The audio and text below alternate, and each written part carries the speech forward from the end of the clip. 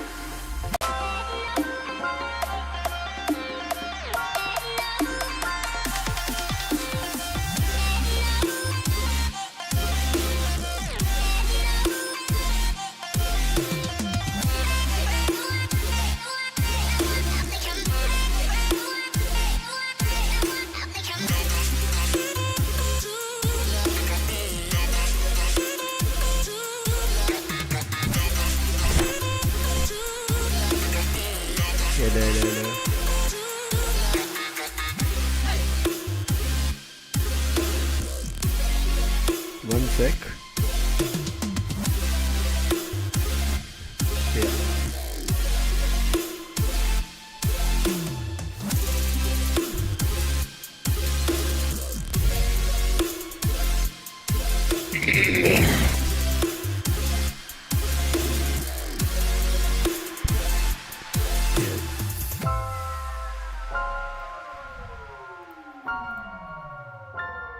Oh, you're gonna put the screen.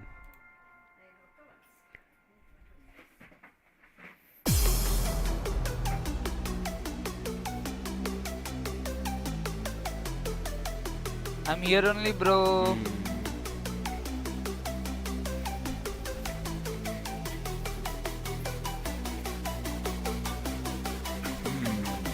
Interesting.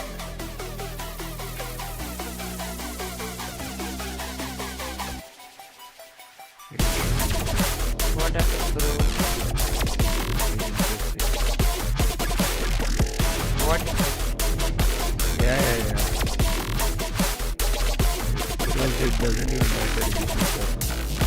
Bro, I am here only, bro. Can you hear Jin is talking to you? No, I cannot hear his audio. Why? I don't know. Even I cannot hear anything from you. Okay, both of them cannot hear you. बेचारा देखिए I'm Bye. here only. भाई मेरा अलग इतना बताओगे तो कैसे पता चलेगा?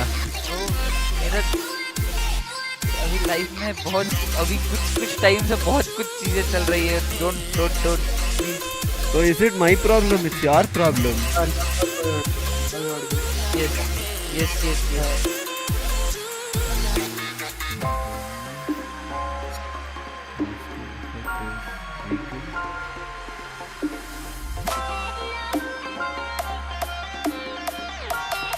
वाईफाई मेरे को ठीक करने का मन कर रहा है बस.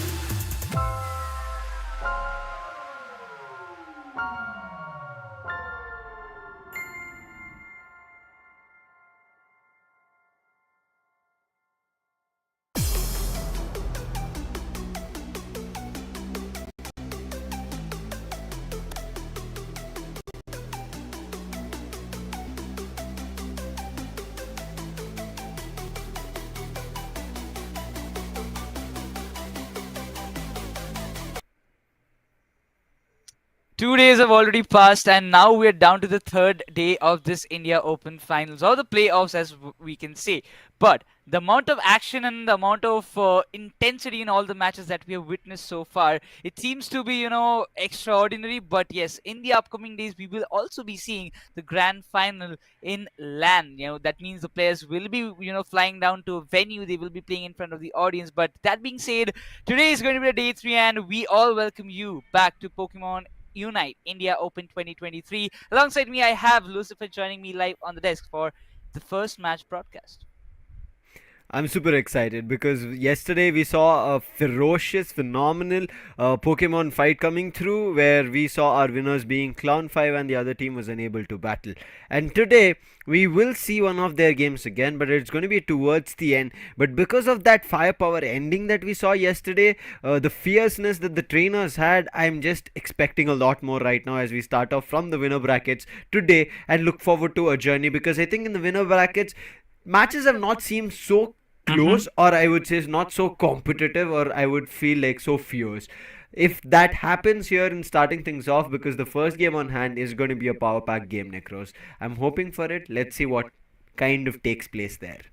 I mean, obviously, if you just remember the past tournaments that happened, especially the WCS regional qualifiers, the lower bracket always seems to be way more interesting than the upper brackets. Yeah. I don't know why. I don't know every time why we see this in Pokemon Unite, but maybe this is the beauty of this game, and specifically the tournaments. In the lower brackets, there are certain new teams, those who are the newcomers, or I can just say the new generation of the upcoming stars. So they are also grinding hard. They're also, coming up with some new strategies to counter and play against the experienced ones, and they're giving them a very tough time. Yesterday, we saw Mm-hmm. SATUL taking an exit from this India Open 2023, Yeah. which was definitely a big shock for all the audience, but also it's a big start for the new teams or the new players, that those who think that yes, we can also go up and dominate the scene. Let's jump into the brackets, give them a gist or detail of all the things that have happened so far.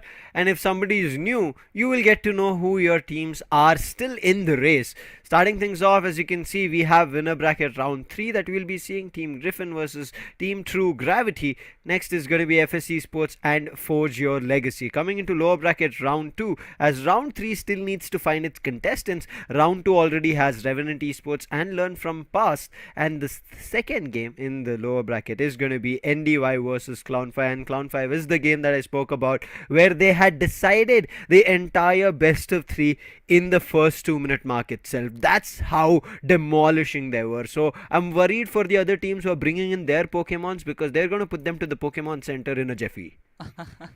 And definitely knows I will be ready to treat them right. But eventually, when we talk about the other upcoming teams, yes, from the winner bracket round 3, two of the teams will be moving down to the lower brackets, and from the lower brackets, as what we are seeing, Revenant Esports will be facing Learn from Past, those who have defeated the mighty SATUL in the lower bracket round 1, and they have made their place in the second round.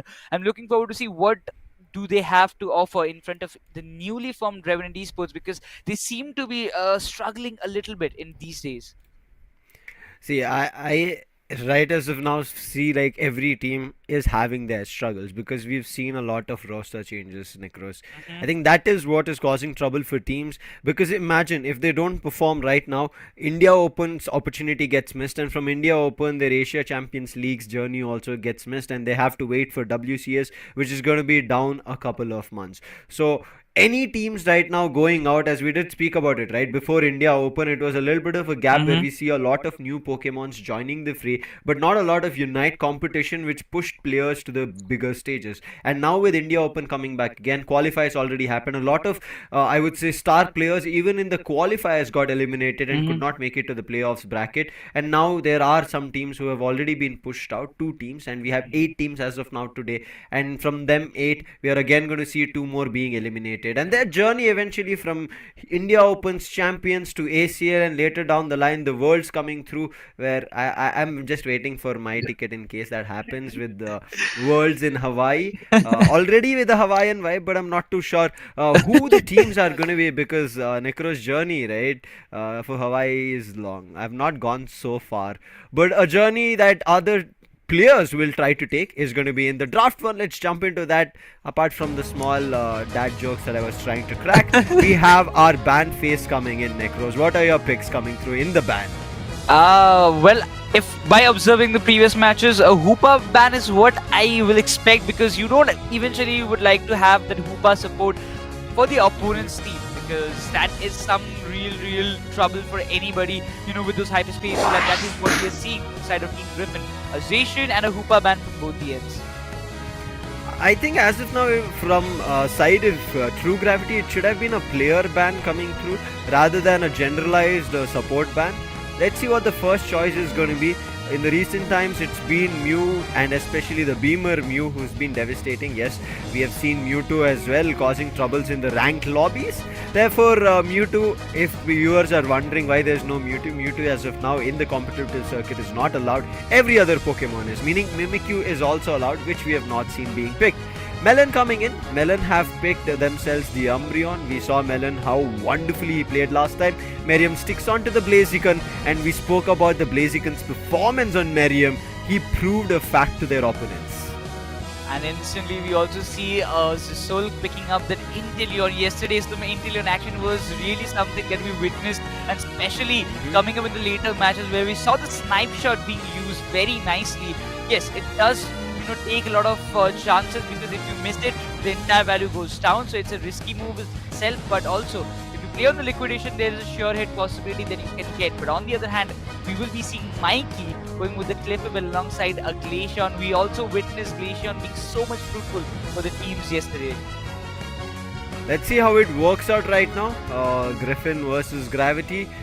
And right as now, I'm looking forward to the last pick coming in from Vixion. Yesterday also we saw a lot of Venusaurs coming through, even the Beamosaur as well as the Giga Drain. Quickly, we'll talk about the battle items coming in the preparation phase as we move towards the side of True Gravity. Griffin, my bad, is going to be Ghoul, who has the attack weight on Leafeon. Is going to be interesting. Yesterday we saw the Leafeon commanding the game from the start from Clown 5, so I hope it doesn't happen for the sides of Gravity. On the other end, when we talk things through here, Merriam, I think his attack weight is also going to be super crucial. But one thing with the energy amplifier that Venusaur's come through, the Verdant Anger, I think they look forward to activating it a lot. And also you can see the Incense being there, right? The cursed one. So the special attack damage, if it does, HP reduction, that is going to cause a lot of trouble. And I'm looking forward to how that works. But again, Glaceon getting back into the fights, that's what I'm super interested, because Necros, I'm pretty sure you remember the day, right, where Glaceon was so overpowered that it ended up being a Pokemon which people used to ban as well. I mean, you wouldn't like to face those icicle spears coming along the way, because if you are a kind of person or supporter, you want to make a fallback, those are something that can cause some real damage or the real trouble for you. But again, after Glaceon got nerfed, it seemed to us that it might just go out of meta. But again, every other Pokemon, if you can play it nicely, if you are a master in playing in it, there I don't think you will face a lot of consequences. But that being said, the first match goes underway. This BO3 series between Team Griffin and True Gravity, out of which one team will lose their one lifeline in this India Open, then they will move down to the lower brackets, but the other one will move forward in the winner bracket itself. One thing for sure that I'm kind of going to be enjoying on the side of Griffin is going to be the evolutions coming through. Where on True Gravity side, it's only one Melon that is going to be playing on it. So we'll see, he's going in for the early goals coming through. But he might get even KO'd because the Leafeon is evolved. He needs to run away, uses the XP and makes the run rather than giving the first KO. So on both the ends, we see the early goals with Ghoul. Even though he has the attack weight, he's not gotten his first stack through. So that's something that he has to look forward to. But Merriam, he gets his stack and he's now back. He has done, he's just trying to level up himself as fast as possible. Basically, but you just can see like 3 to 4 players from the side of at least 3 players be on the top lane, and definitely basically like Medium specifically will be needing a lot of help, and that's why we see the Venusaur coming into the play, be on the top lane, trying to help him, and that might just bring him a lot of value. At this very start, Griffin looking for successful stacks themselves, while the Altavian Swablues will be going in favor of Team Gravity with that beautiful solar beam from the side of Venusaur. but instantly they want to make a back out. Umbreon also completing his stack in the bottom lane. Just make sure that he levels up faster as in a comparison to Medium. He's trying to make a stop to it, but the goals are just coming on the way. Illusion also quite aware that if he gets the Solar Beam active for himself, he can find a lot of value, and that's why he's doing it. Just supporting his supporters, specifically the Clippill, trying him, like letting him to go with the scores and stack up as fast as possible. But for Medium, he's not getting a lot of chances, but that points coming up from the side of Leafeon will create a lot of hindrances for the side of True Gravity. But that being said, Melon, we see him on the bottom lane being all alone, but there's a lot of mid stack coming. There's a lot of contention in the legendary pit as of now, but that gives a lot of room for Umbreon to go with those small scores and instantly, slowly and gradually boosting his XP with that Snarl. He's also trying to put a lot of damage, but I really wonder that this Inteleon as well as this Venusaur combination in the I would say composition in the lineup can create a lot of problems for the side of Team Griffin if they're not able to counter. But as it seems the early game, there is a big level difference working out for Team Griffin as the Leafeon has already evolved to level 8, while the Mew and Glacier will also create a lot of problems. The Solar Beam comes into the play, and still all those Swablues and Altaria going into favor of True Gravity will a little bit of impact, I would say, at this point. But in terms of score, yes, Team Griffin, they are a bit forward, but in the span of 6 more seconds, both the Regis in the top and bottom lane will be spawning, while Team Griffin is looking much more forward to get this Reggie steal in their favor, while Umbreon might just hop in the right form. The Snarl will be stunning the Leafeon at this point, but Clippill trying to handle the pressure, comes up with a Unite, commits a Unite goal in the distance, trying to avoid those approach from the side of True Gravity. But at this point, being said, those points coming under the way, but Inteleon will be the one to secure the Registry in their favor. The approach from Griffin has been denied by those Unites getting committed by Glacier as well. 2 Unites from Leafeon and Glacier both being in the vein, but Venusaur at last commits a Unite and instantly forces Griffin to back out from this position, while Blaziken, he's single-handedly melting the Regilican now. Right now it is a little bit of a small lead that Griffin has. They have to still capitalize. You spoke about Blaziken getting control of things, but he was only able to score a 20, not a big 40 dunk coming in. That means that there have not been a lot of instances to get AOS energy, but Miriam, okay, the overheat, was it a misclick? I think so, but thankfully there was nobody to make a hit on him. He'll be able to survive and run. The Blaze Kick right as of now, along with his teammates, he's moved up towards the top path, gearing up for a team fight coming through. Miriam is a little bit stuck right now. Icy Wind hit, and then comes in the liquidation to help over there. Therefore, Miriam survives and backs off. Instantly we can see the pressure the Team Griffin are trying to put on. They had lost 2 of their crucial objectives at the very start when they had a approach, but instantly you can see Stag being done, the Unite committed by the side of Leafeon, but the gold zone will be destroyed by the side of Team Griffin. Instantly the Unite being committed by Inteleon should find a little bit of value, but still there's a fallback. Mew comes up with the Mystical Mirage trying to push out True Gravity from their area, but it seems they want to go for a complete stack push, and that might actually work out. A lot of Solar Beams being committed by Leafeon, still trying to push all the players of True Gravity in the back end. But True Gravity is not backing off. Nice control of things coming through, especially making sure that Miriam has his healing ongoing. Worked out really well. True Gravity will have all their players surviving. They finally broke the tier 1 on the top path, just like theirs was broken earlier.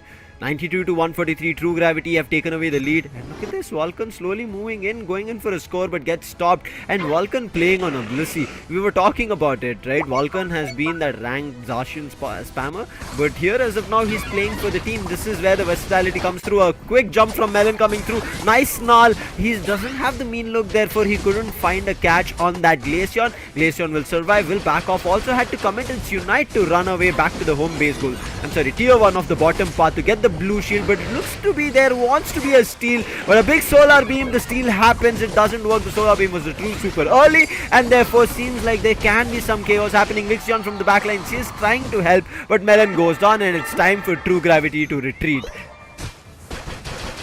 Instantly the dodge from that Solar Blade helped Blaziken to survive at this pace, but instantly those Solar Beams are affecting Mew. all the time he is just going for the solar beam or trying to damage the opponents. True Gravity are able to dodge it every other time, but Blaziken instantly he backs out and went to the top lane. Glacier and Leafon are still there, with a tier 1 gold zone in the bottom lane has still not been destroyed and not been damaged, like not been scored a lot. So they want to Team Griffin more as much as possible, but they also have to make sure, because if you talk about tier 1 gold zone in the bottom lane, Gravity is still not touched, completely untouched, and right now it seems the complete stack which will be coming up from the side of Team Griffin. They want to go in and they want to go with the heavy score while a lot of unites being committed.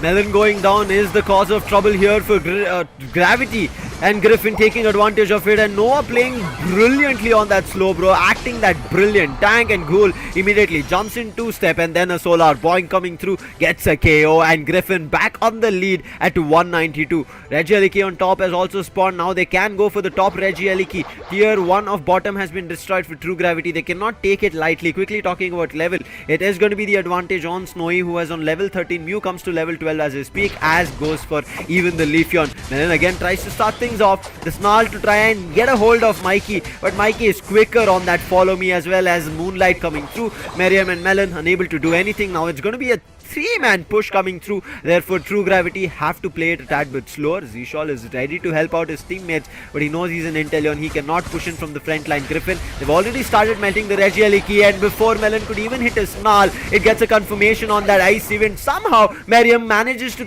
close things out by taking the Glaceon down, but the other players back off, and Regieleki easily walking its path on the top path, making True Gravity's goal zone vulnerable.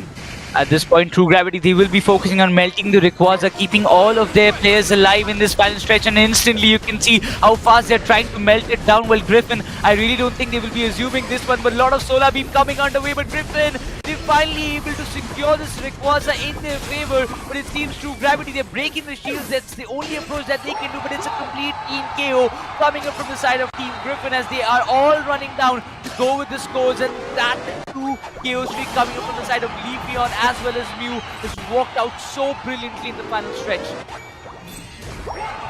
There's nothing that Gravity can do right now, especially because goals have been dunked from the side of Griffin.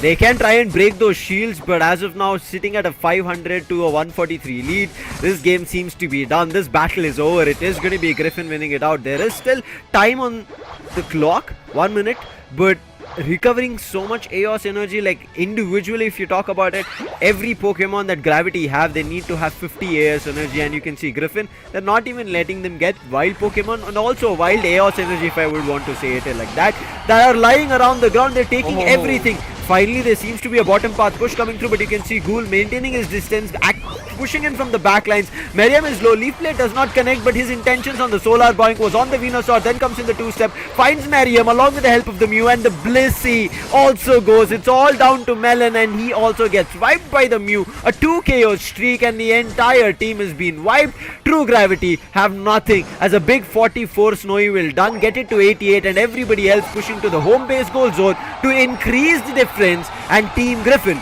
will confirm this victory in this game number 1 of match 1.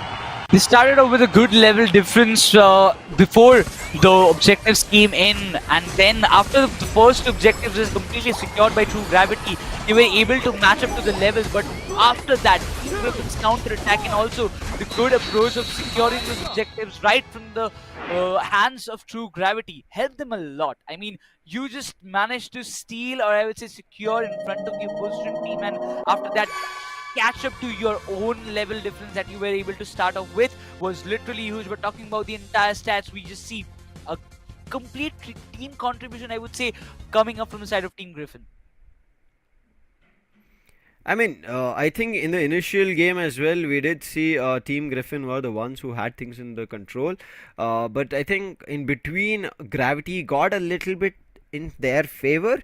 But as of now, I think once that bottom path fight happened and Glaceon was able to secure the Reggie, the objective was super crucial, and from there on itself, I think Gravity lost control of everything. And you could see Ghoul played super smart. He understood that they will try to isolate either Ghoul or even the Glaceon, and Glaceon also played very smart, used to move away from their opponents and made sure they survived. In terms of chaos, it's not going to be a brilliant big difference that you can see. As you can see, some people are 7 knockouts, 5 5 coming through. On the other end also we can see 4 and 3 knockouts coming through for Gravity. But we'll talk about the damage being dealt. Ghoul, as you can see on a speed still, is at 80,000, Miriam at 70,000 coming through, which is going to be an effective factor coming through. That's the reason we spoke about it. Their stacking coming through was crucial.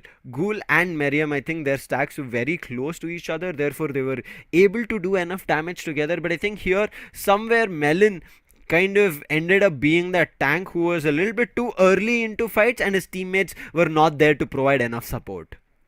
That's what it costed, I believe. The solar beam from the side of Vixion were done nicely. I mean, committed in the right place, but eventually Team Griffin were able to dodge it a lot of number of times. We can see that's why the damage dealt, he's just being on a 67. But talking about Illusion, he had over like 1 lakh plus damage in his name with that solar beam and constant support coming from his end. Also able to secure the requires in the final stretch was never too easy in like between all the fights that actually happened there. We can finally see the moves that are being used, but in the early game, it was a very close contention between both the teams till the 4th minute marker. But after that, one after another, tier 1 goal zones being broken down by each other from the sides. But the scoring never stopped from both the ends. Even till the 8th minute marker, it seemed to me that yes, True Gravity can also make a comeback, while if Griffin were struggling a little bit before getting those objectives. Stacking, we spoke about it. As you can see, it's later towards the 2nd minute to 6th minute mark. We can see the stacks coming in from Blaziken, and that was a 3 stack coming through. I think Ghoul had a similar one, nothing much to be worried about, because already Ghoul along with his teammates have won the battle. But you can see, right, in terms of objective, I think that's what True Gravity had to concentrate also, the bottom objectives especially, and having a Registeel to secure, right, if it's there from the start. If it's a Regice or Regirock, it boosts your HP as well as defense, so battle seems to be still favorable for enemy. But once you get an Registeel, and if you're able to not secure it from the start, it causes trouble, because you get an attack boost coming through, and that helps a team to kind of win an attacking fight or a team fight coming through either one of the parts. And I think that's where Team Griffin got things under control, especially again I mentioned that Registeel secure coming in from Glaceon. While almost everybody had drained its health, Nova moved in first, Glaceon right behind him, and got that secure coming through. This is yet the first game of the best of 3. There is still a chance for Gravity as we jump into the draft phase again to see what changes they make, as True Gravity will now move over to the purple side, meaning they will get the chance of getting the first pick, Necros. Also, another thing that I kind of felt it fell a little bit flat was the Inteleon pick. It did come up with a liquidation, but we saw liquidation being a move which kind of pacified the opponents rather than find chaos on them.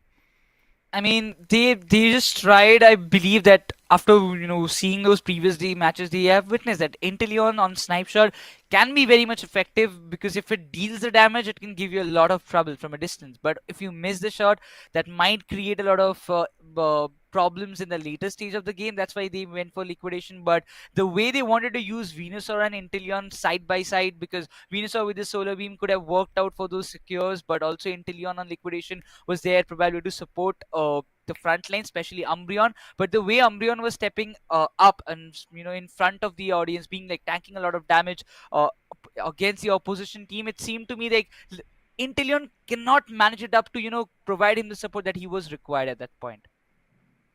I think in terms of changes, True Gravity, not too sure they need to be having a big one. We did see Vixion playing Chandelier. I think it worked out really well in the previous matches as well to qualify to the winner bracket round 3. Maybe they bring it back here in the second round of this, I can say, kind of quarterfinals, because there is going to be the upper bracket finals after this. Something that I would want to see is going to be both these teams kind of making their move in the direction of the finals, but I'm pretty sure, because being in the winner bracket position, right, it's not going to be easy for both the teams to qualify. One has to go through a loss, but if it's a 2-0 loss, I think I'm pretty sure Gravity will not be happy. Let's jump into the draft phase of this second game and see if there is a chance that things have been changed. As you can see from the right side, always on the orange end of things, it's always a Zacian ban, which has been a perma one. But on the left side, purple things, to make things interesting, we end up seeing a Mew ban coming through, making sure the chance of Illusion picking up the Mew and the beaming is going to be denied. So there are chances of the Inteleon coming back, the Venusaur is still in play, and I'm looking forward to whether the Inteleon gets picked up from the side of True Gravity. If the Inteleon gets picked one more time, they have to make sure that they can just use it in a much more precise way. But given a chance, Vulcan starts off picking with the Hoopa, a supporter which is one of a kind. We always say it because I don't think in a comparison there can be anybody to provide those instant transportation of your Pokemons from towards the home base. But once again on the counter, we see Illusion going with the Inteleon, while Goal will be sticking to the Leafeon itself.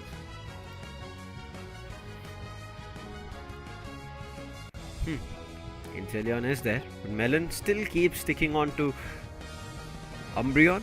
Eos Cookie as well. Eos Cookie goes for Miriam as well on the Blaziken with an attack weight. Stacking again, something that we spoke about. Looking forward to how much of a better stack we can see. Previously, Miriam was only able to get 3 stacks for himself. Noah coming in again with none other than the Slowbro, which worked out previously. Mikey played the Blissey, played the Cliffable previously. This time playing a Blissey, which was played from Vulcan. Let's see how it counters. Right, is now talking about countering. It is a Pikachu coming through. Looking forward to a little bit more stun and effective range. I'm not too sure if they're going to be sticking on to Pikachu or not, but Vixion, he comes in with a Dodrio. I remember his Dodrio. I think it was back in India Open Finals, and man, that was amazing. And he was able to kind of turn the game around, and therefore Snowy decides, okay, there's a Dodrio in the mix. I think we need to increase the speed, make it a double speedster play coming through, and he goes in for a Zoro Arc with also an attack weight stack coming through. A double speedster composition at this point. We see a Leafeon, we see a Zoroark in the very same composition, but itself coming with the Dodrio. Sam, I would like to have your opinion. What you would have to say about the Dodrio pick coming up from the side of True Gravity? Yesterday I mentioned this. The recent times of Pokemon Unite, anything and everything can work. It's all about how the team functions, and especially making your battle items work. If you make a miss on that, then your effective usage kind of goes down the drain. And because you can see there are stacking items coming through, teams or players need to make sure effectively they stack. If there are Eos Energy loosely lying around, they need to tell the Pokemon which has stack on themselves to pick up that, get the stack done. So the double speedster coming through is going to be interesting, will make Team Griffin's play super fast, whereas for True Gravity I feel like it's going to trouble them. Umbreon especially, I even mentioned in the previous time, instead of picking the Mean Look, he went for the other move, and which kind of brewed in trouble. He did have the Snarl, which did, yes, stun, but you could see he couldn't connect his next move, therefore there was not an immediate counter move coming through on the foul play. So as of now, let's see how it kind of works with Melon again. Maybe it was a little bit of a misclick, but as you did mention about Hoopa, in terms of fast rotations, I think that's something that I hope Gravity look towards. That being said, let's just start the second match of this BO3 series, as Team True Gravity will be taking on Team Griffin for the second time in this BO3 series. They are fighting for their own survival in the upper brackets, but for Team Griffin, if they win this one, they will be instantly moving forward in the upper brackets itself. But that being said, that's the main question. A lot of speedsters coming into play after a lot of time. I mean, we do see Leafeon, and probably that's what we saw in the past 2 days, most probably. But yeah, seeing a Dodrio, seeing a Zoroark coming into the play. Also, I'm looking forward to see how they will be playing, but the stacks will be crucial. Blaziken, he needs to just do it a little bit much more faster, because in the previous match, it was close to Leafeon, but Leafeon could, he was able to found a lot of value in a comparison to Blaziken.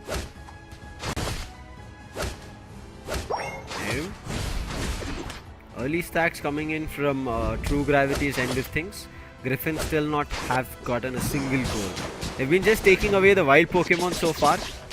Sobble has been put in the Electro Web. will not give up a KO, but Melon in the meantime has still not evolved to the Umbreon. He's not getting the AOS, and as you can see, he's sitting at 0. Zishal has been somehow grabbing the wild Pokemon and its experience, so they're 4 at 9. But Snowy hiding in the tall grasses, jumps in. Can he find the KO? He misses his opportunity, gets stunned, and the Dodrio helps. And now Snowy immediately has to run back to heal, and thankfully his teammates were also nearby, so they were able to counter the other moves and act as a wall, and therefore Snowy safely retreats back to mid path. In the meantime, Vulcan, he wanted to intervene. He has moved in Solar Boing from Illusion, as he also intervened that mid path. None of the interventions worked, but it looks like Vulcan is still sticking through with the Hoopa on the mid path towards the Griffin's end. Oh, again medium. Got a good boing from their end, but instantly Team Griffin, they have a good approach in the tier 1 goals and might just shatter at this moment. There will be a lot of scores while Zoroark is trying to pull off some good values, needs to escape, but Dodrio doesn't let him get away with that. And that's a KO coming from his side, and probably Nova also. He has dealt a lot of damage, trying to just go out with the serve, but the hyperspace was being activated at the right time. It will give the chance for Dodrio to go back and again patch himself up and come back to the battlefield to take the fight once again. And the bottom lane control, it's almost in the hands of Team Gravity, but in terms of score, Team Griffin have made a trap. Illusion trying to run away. Zora tried to help, did get a KO on the Combuskin, but Dodrio ended up picking up a KO on the Leafeon. But looks like Snowy doesn't want to stop. A big damage coming through on Vulcan, but the blue shield on the goal zone helps. He survives. Dodrio is back. Vixen, can he find? He's trying with a try attack, but Snowy dodges that, and now Snowy is moving in again, gets one big KO, and Vulcan is down. But Vixion, his try attack is count down to a cooldown, therefore Snowy can act in again, try to swoop in, but the wild Pokemon takes up the damage rather than the Dodrio, therefore Dodrio survives. Snowy is still trying to function with a feint attack, finds again on the Combuskin. He's not stopping, Blissey is helping him, Mikey consistently healing him. Again the X coming through, but Snowy, he now has to worry because the other players have all ganged up at the top path, and Snowy finally goes down along with his healer as well. And finally Team Gravity will be able to truly put things down to a rest.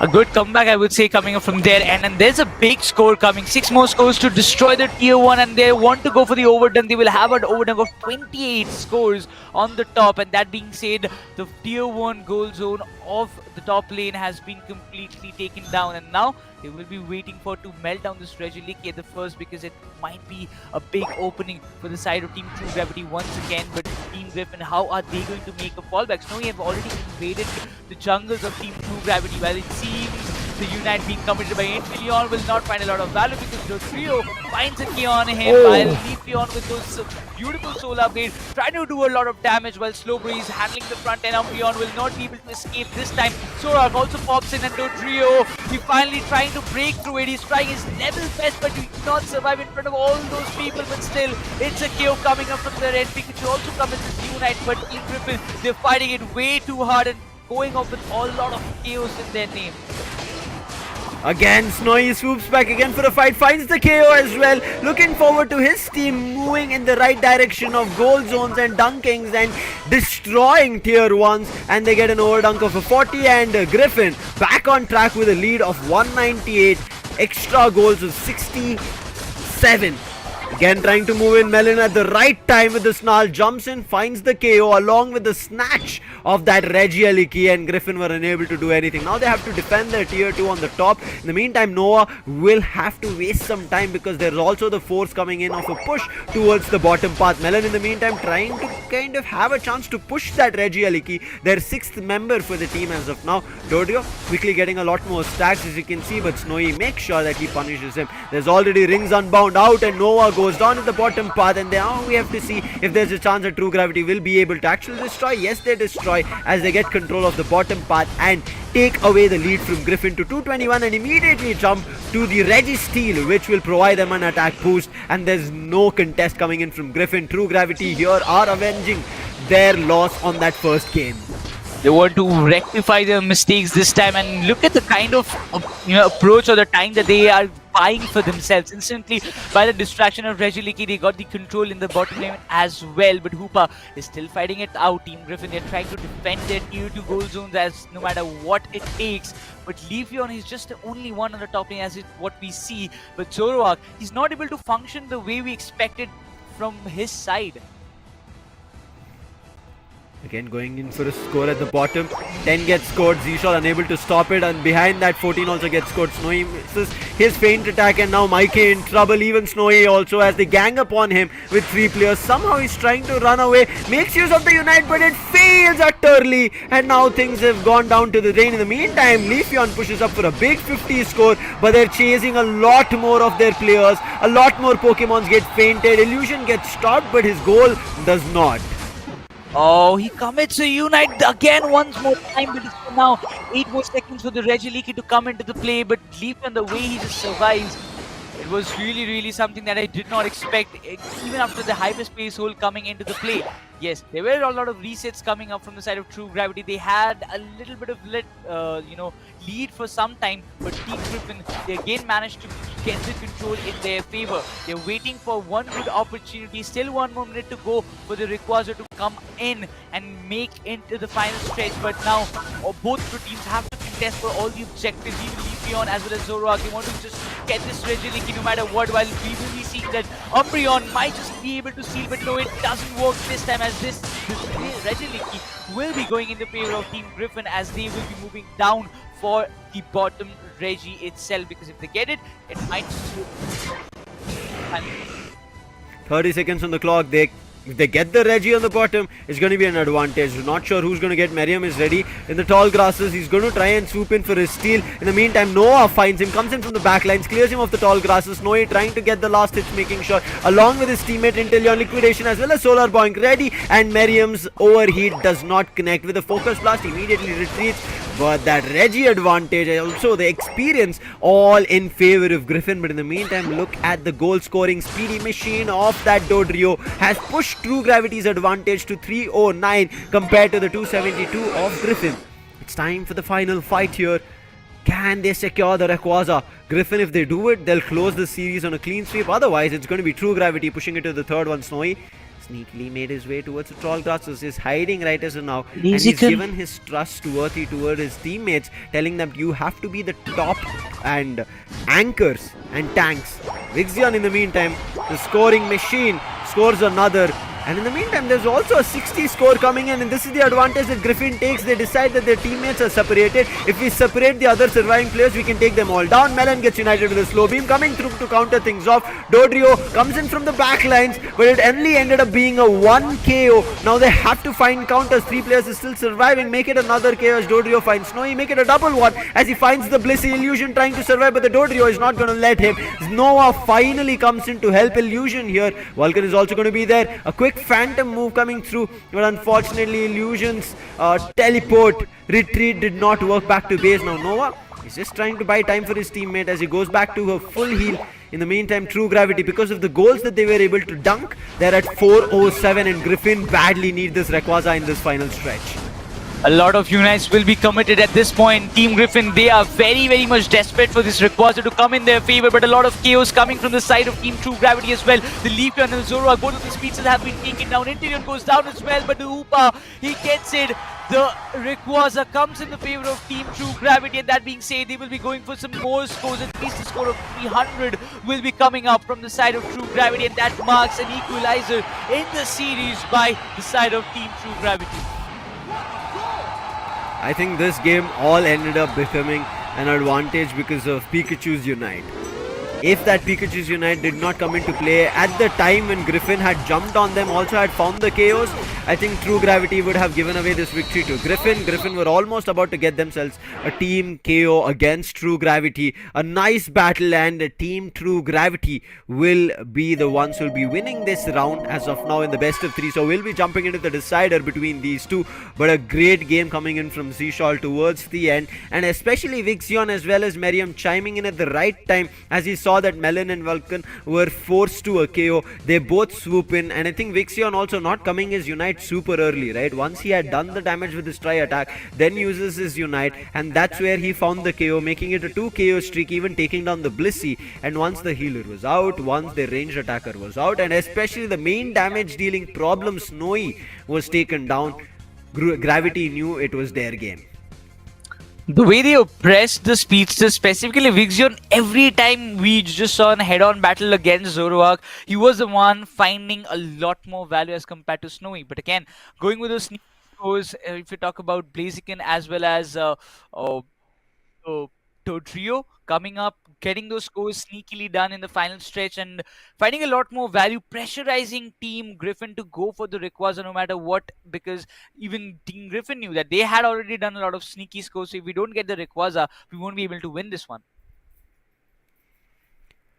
Right, as now in terms of damage, if we speak, you can see the highest damage coming in from side of Team True Gravity is 71,000 on Vixion's end.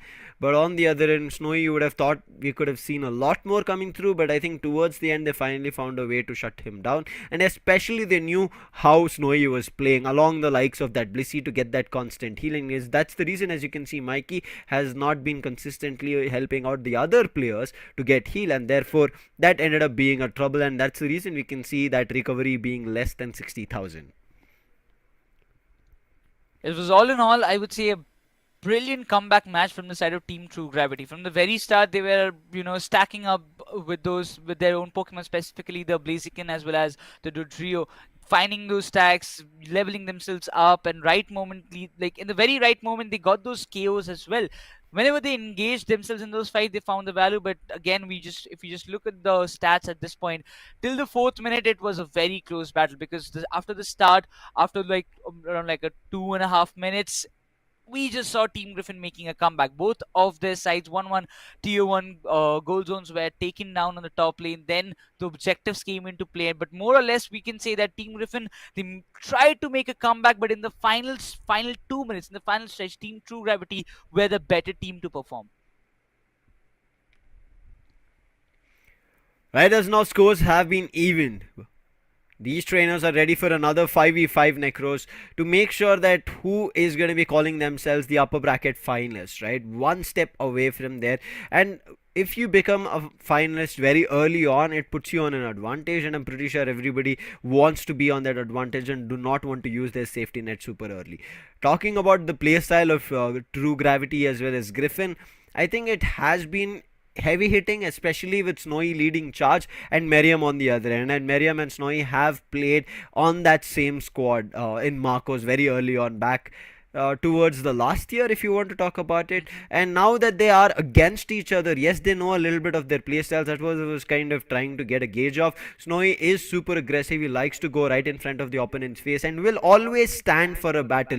If he gets help from his teammates, as you saw on the top path, right, he was menacing. He was taking everybody down, irrespective of Vixion, even going back to the flux zone, getting a blue shield. He was still trying to battle it out and find a KO on the Dodrio. Unfortunately, the other players respawned and they were back from the cooldown, and that's the reason Snowy went out. Otherwise, Snowy is like, I'm here for a fight, I'm looking forward to a lot more. On the other end, it looks like Miriam plays a little bit calm and composed, sticks along with his teammates, and once the team is ready, then we see the swooping coming through. But as of now, I think we are ready for the highlights.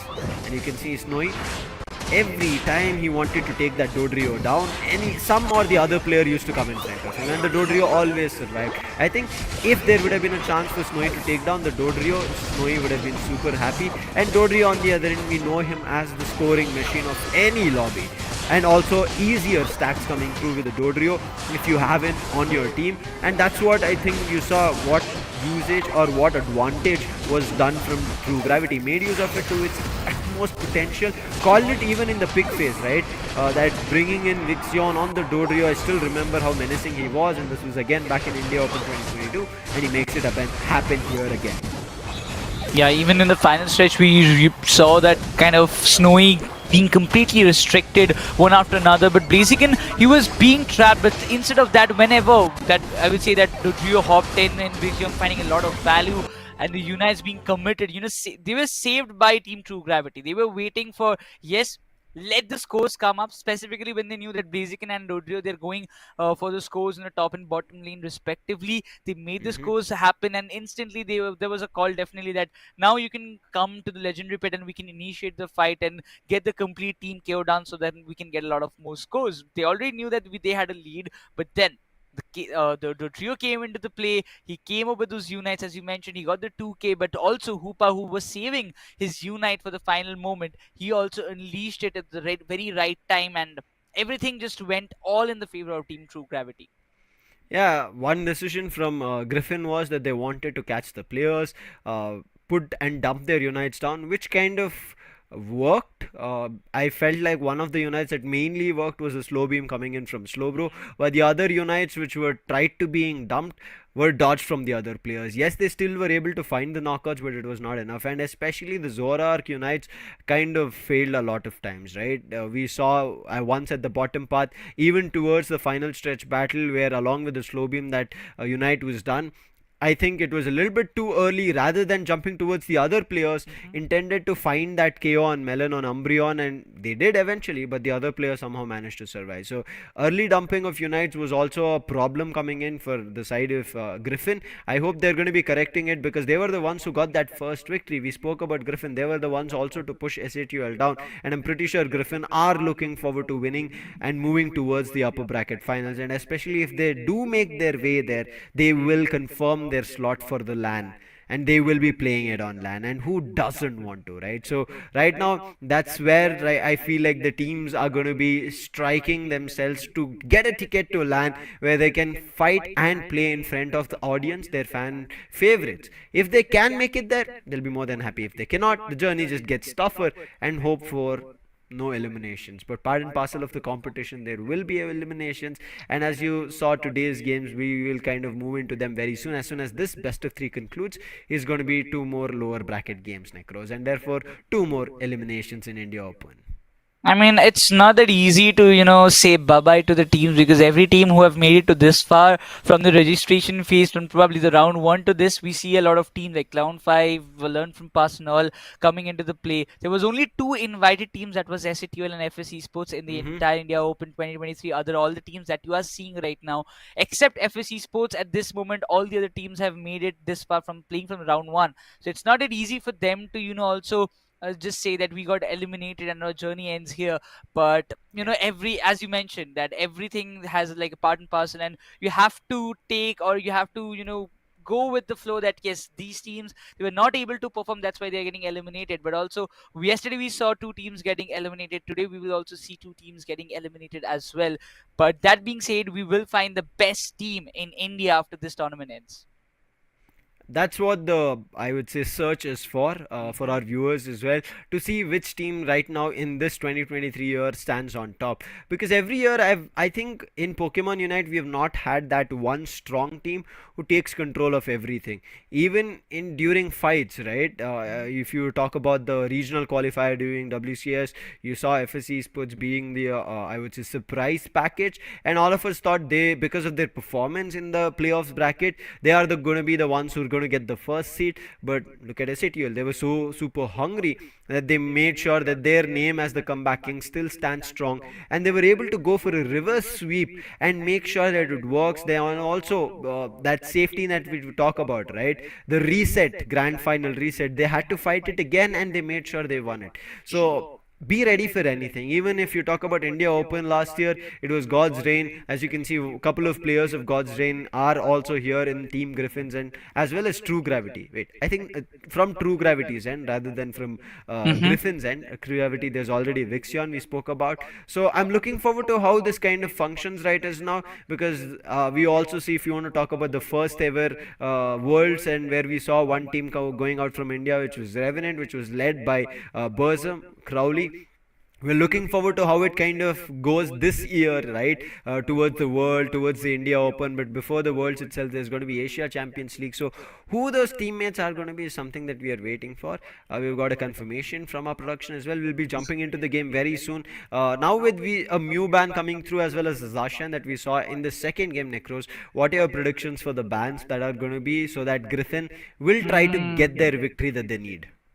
I mean, banning Zacian will be banned by one team, but if you talk about Griffin, what should they go? If I was in Griffin, what I would go for? I'm thinking. You have asked me a tough question, but let's just go. I'll just keep with probably I'm going with the Inteleon. Okay. I've still not felt like Inteleon is a Pokemon which does change the game. A couple of players did show us what the chances are of, and how you can kind of completely turn the game around.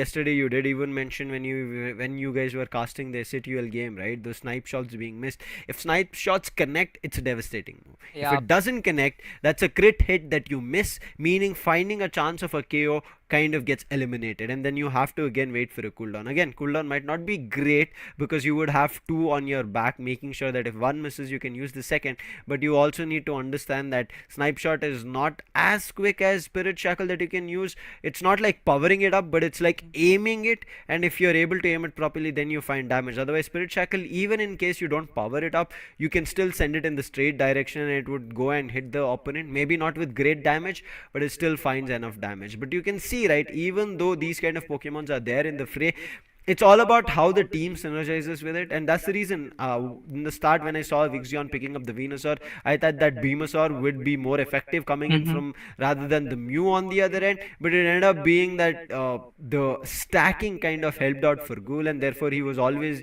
able to invade the backlines and make sure that true gravity were unable to kind of function as they wanted, and Meriam still tried there. Meriam here got better chances of stacking along with his teammate Vixion who was there, so they were an altered approach, or you would say a two-pronged approach coming in from true gravity, where Griffin were unable to kind of glue their eyes on one of the players or one approach of what true gravity were doing.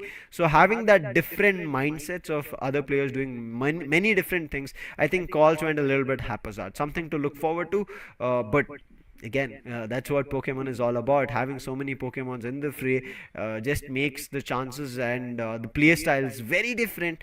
And again, it's all about how another team kind of tries or finds a way to counter your Pokemon choices.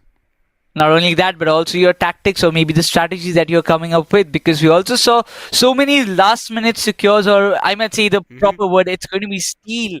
It's not just one case we just see one team completely melting down the Rayquaza or the Reggie, maybe Regieleki or the in the previous match only we just saw the Regieleki being melted down by Team Griffin, and instantly the Umbreon pops in and they be like, "Hello, I am here to get the steal out of your hands, and here I come." And instantly he just swoops it away in their favor. So every time we have to be very cautious in that way, but it seems we will be seeing a Hoopa and a Zacian ban. This is again the same ban that we saw in the first game between these two, making sure there are no early rotations, and with Mew being allowed, Illusion immediately picks it up, and Illusion has been super good with it. Meriam quickly locks on the Leafeon for his teammate, making sure that Ghoul doesn't get it this time. Melon still sticking on with the Umbreon. I'm not too sure if this time he's gonna go in for a foul play or a mean look. Let's wait and watch. On the other end, Mikey, he takes up that Pikachu as we saw previously from Zishal. Those thunders were effective enough to strike bolts or fears, but it feels like Mikey says, it's okay. We can look forward to a different range attacker as of now. We'll just trouble them and kind of sell a fake to them, and he immediately locks on none other than the Blaziken, denying it for Meriam on the other end. And Meriam, I'm not too sure what he's going to be playing, whether he sticks on to that Leafeon. Zishal in the meantime gets the Inteleon, and Vulcan gets back to the first game. Blissey, Cliffable goes back to Mikey as the first game, and I'm looking forward to what Ghoul picks. Is it truly an Aegislash whether we are going to be seeing a double all-rounder? And this is why I love Pokemon Unite. The metas are completely unpredictable. This 2023 era, it feels like a meta of comfort meta rather than a competitive meta. They're just going with what they are comfortable with, and that's why you just see it. At this point, we also see Vixion coming with the Chandelier back into the composition, and I really wish that it does work out, because the time we just saw that overheat also coming into the play. Overheat does give you a lot of damage, the after heat damage, I would say, when it burns you up. So you have to be very cautious as the opponent, but Aegislash versus a kind of Chandelier or something like that would be very crazy. Final preparation phase. Quickly talk about stacks here. It's only Meriam along with Melon carrying stacks. There's also the energy amplifier on Meriam. It looks interesting. I want to see how his Leafeon works, like how we did see on the other end running in Ghoul. In other counters, if you want to talk about stacks, there's nothing coming in for the side of Griffin.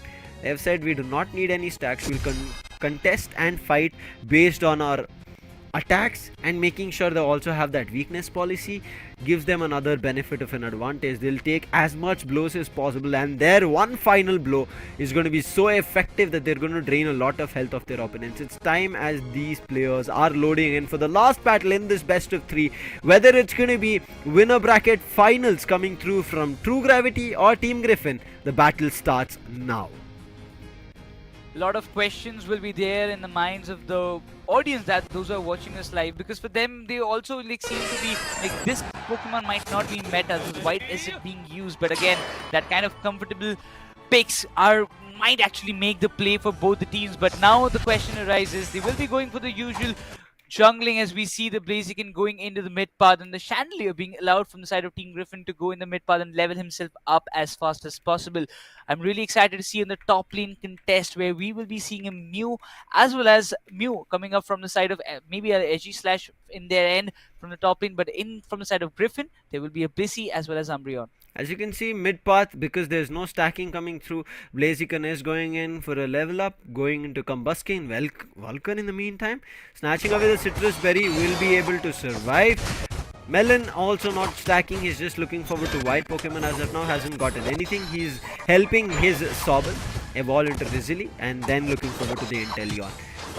Miriam, he's also out on the top path. Solar Boink secures the bunny for him.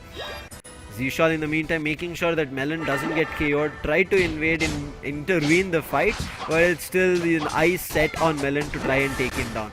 As of now, confused is the bunny, doesn't start moving ahead, but the last final hit to secure more Aeos energy also helps Melon evolve. Fight starts, Duo Blade is here, and Duo Blade takes away most of the Aeos energy. And now it looks to be a center fight coming through for the Altaria and Swablu very soon. In the meantime, a stack happens, because of which Vulcan is able to evolve and will be finally from Chansey to a Blissey. Trying to go for those early scores, Team Griffin from the very start, they are just taking up the lead while they have the opportunity. While Team True Gravity, they try to push on the top lane, where it seems that Nova hops and try to stop Melon from getting some more scores, but they're not allowing Team True Gravity to have any of those wild Pokemons. But Nova has also got a support from Ghoul as he comes into the play. The bunnies will be in the contention in the top lane as well, but Illusion, they're just trying to defend the tier 1 gold zone at this point. But a big point coming up, dodges the Solar Beam as well, but at this point just being forced to back off from that position. Only one stack, that is on Melon, and you can see continuously, constantly, that he's been going in for the stack. I'm pretty sure he's done a 6 stack on the Aeos Kiki, so nothing much to be worried for him from here on. Or if he's not done, I'm pretty sure at least 4 Melon has done. Noah in the meantime making sure he checks the tall grasses, doesn't get faltered to one of those cheeky plays. Tried to go for a snatch doesn't happen. It's going to be Zishal securing the NDD for himself. It's time in the next 20 seconds we're going to be seeing the Reggie, but before that a quick battle for the Salteria and Swablu. A nice foul play hit coming through from Melon, but unable to push the players. Then there's going to be the guard coming through, because of which Melon cannot continue his attacks. Slowbro as well as Aegislash both return back to the bottom path, tier 1. 2 more seconds for the Regis to spawn, and instantly you can see that early contention coming up from the side of Team True Gravity. They're desperate for this Reggie, while this big Solar Boing might just cause a lot of trouble, but no, it doesn't. But Leafeon, steal! He gets the steal. He definitely manages to get the steal, but instantly being KO'd by Blaziken. They will find the scores itself, but the Reggie will be pushed towards the tier 1 gold zone, while it seems that the business is still not done. Blissey was there, but the scores will not be denied. The scores will be coming up from the side of True Gravity, as Leafeon, he comes back into the battlefield. 106 to 82. Still a 20-point difference. Nothing much for Griffin to be worried about. But quickly talk about Unites as well. There are 2 Unites on the ready for the go for True Gravity. Same goes for Griffin. It seems to be very soon a team fight that is going to happen from either end. Noah checking tall grasses, and right behind him both Cliffable as well as Aegislash moving in for the bottom path. Melon. There's only one person standing on the bottom path. As they clear tall grasses, he quickly checks it up. He also gets to level 8, and his Unite also strikes. Miriam in the meantime was going in for a 30 score, but immediately the Blaziken was out, and therefore he couldn't do much. He still has the Emerald 2-step. Can he make use of it? His Solar Boing misses, and the other players are also started moving in, and now he's forced to back off. lot of the majority of the players of Team True Gravity, they are focusing on the top lane as they've already destroyed one of the towers, the tier 1 goal zone, but instantly the Blissey being completely on the target was there. Unite commitment coming up from his end, but instantly the Unite coming up from Umbreon will do a lot of damage. The Chandelier finds basic and that's for sure, and he gets a 2k for himself at that position as well, but the Solar Beam will be forcing the players of Team Griffin to make a fallback, but that will give an opportunity for Miriam to go with the 30 score on the top goal zone, the tier 1 goal zone for the side of Team True Gravity, but still a lot of time left for the Regieleki to spawn up. Chandelier will be also utilizing on the top, but instantly, as it seems, the Team True Gravity, they want to break through the tier 1 goal zone in the bottom lane. Mayhem and Vixion, I thought they'll stick into the fight and try to take down the Aegislash, but they did a little bit wrong, that thinking that maybe there can be reinforcements, but they've all moved to the bottom path because of the Regi. This time True Gravity want to strike on the Regi at the bottom. It's going to be a steal which will help them boost their attack. Melon is ready with his Snarl. His jump timing is going to be super crucial. He uses his Snarl a little bit too early, therefore last hit secure is not going to be there from him. Blissey tried with the Egg Bomb, that also doesn't work, and making sure True Gravity get the attack advantage. They're moving in for a bottom path team fight. Spy Vision has been activated. Z-Shawl with all crit hits coming through wants to define the KO, but a slow beam coming through on Melon does not work. They still end up taking down the slow bro. In the meantime, Aegislash alone takes the Regieleki on top, but Griffin strongly stand on the bottom path and control things in their favor. Both of the objectives being compromised for Team Griffin can be a little bit troubling, but instantly they're just there trying to stop their Regieleki from hitting and making the goal zone vulnerable at this point. But that being said, the Aegislash also does find a lot of kills because the tier 1 goal zone looks really congested at this point in the bottom lane. They want to try and they just want to break it, and a lot of scores coming in. Chandelier with his overheat trying to get a lot of damage done, but instantly will be completely shut it down by Mew at this point. A double KO streak coming up from Illusion, and instantly Intellion trying to find a lot of value, but the bottom lane control is completely under the hands of Team True Gravity at this point. Oh, Miriam might have been stuck. Thankfully, there was no stunning moves. He immediately makes a jump with the Leaf Blade and he survives, get back to his mid path. In the meantime, it is True Gravity who have taken a lead. They were gearing up for a bottom path 40 over dunk, which did not happen because the counters from Griffin came through. This time again, they are still reinforcing themselves for the bottom path push. As you can see, 3 players who are ready on the go. It's all about timing when they make the move, but Miriam, he's stuck all alone. Before he got reinforcement, the KO comes through, the Pokemon is sent back to base, and True Gravity, with discipline, they decide to retreat rather than continuing the fight. In the meantime, Vulcan wants to keep that score ongoing, tried to go for an overdunk, but it's going to be only off a 28. In the meantime, a 23 score comes through. With that, the overdunk also being missed from True Gravity, but still True Gravity have the lead for themselves.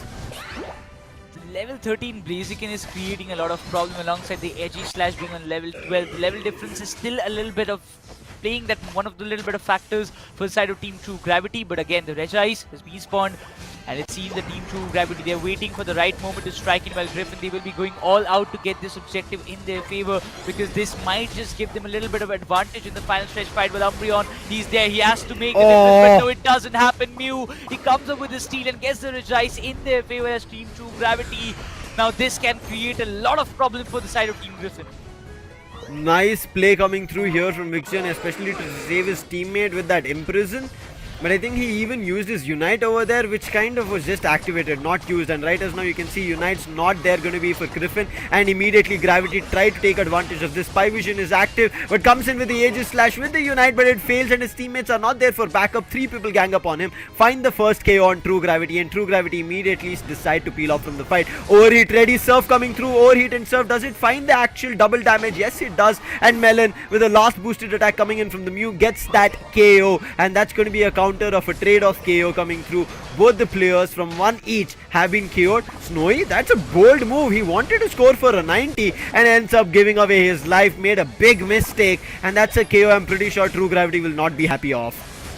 Oh, Medium, he is being ganged up at this point. 2 to 3 players, they are stacking on him, and instantly finds the KO that they were looking forward to. There is still a bit of difference in the scores, and if Team Griffin wants to make a difference, they need to go up with at least a sneaky score approach. And we see Umbreon, he's going for this. He's trying to, build this opportunity up for himself, but the top tier 2 goal zone has been completely opened up, and it seems that Team True Gravity, they're going forward, but they might be getting stopped at this point because Stanley was there, but Umbreon still continues with the scores as Team True Gravity. They will be very much desperate to get this Rayquaza.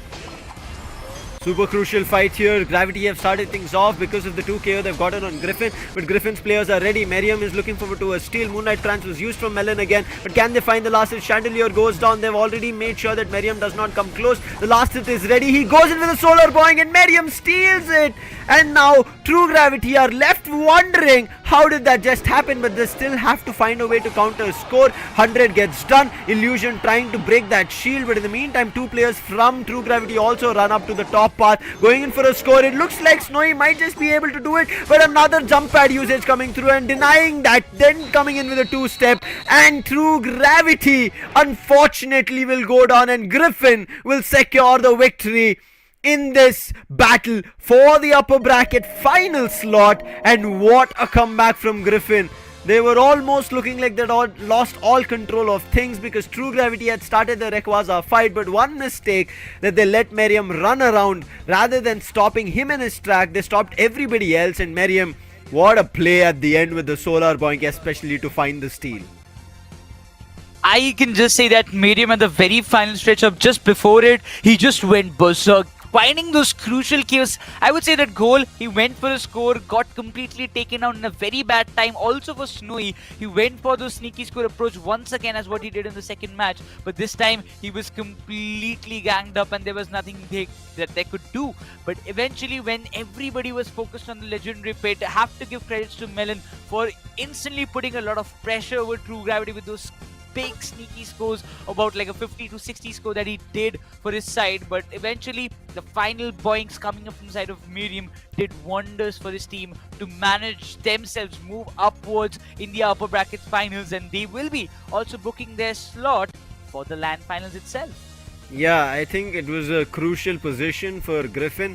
They fought with big teams. They have shown their caliber, made sure they always kind of put up a fight and win it towards the end. Even if they lose a game in between, they make sure the series ends in their favor. They made it happen here again. Vixen 83,000 damage, Merriam at 80,000 damage, Zshol as well 72,000 damage, and this time the Inteleon was still a little bit of a pacifier rather than the KO dealer, but that pacifier was kind of balanced with Merriam and Vixen swooping in.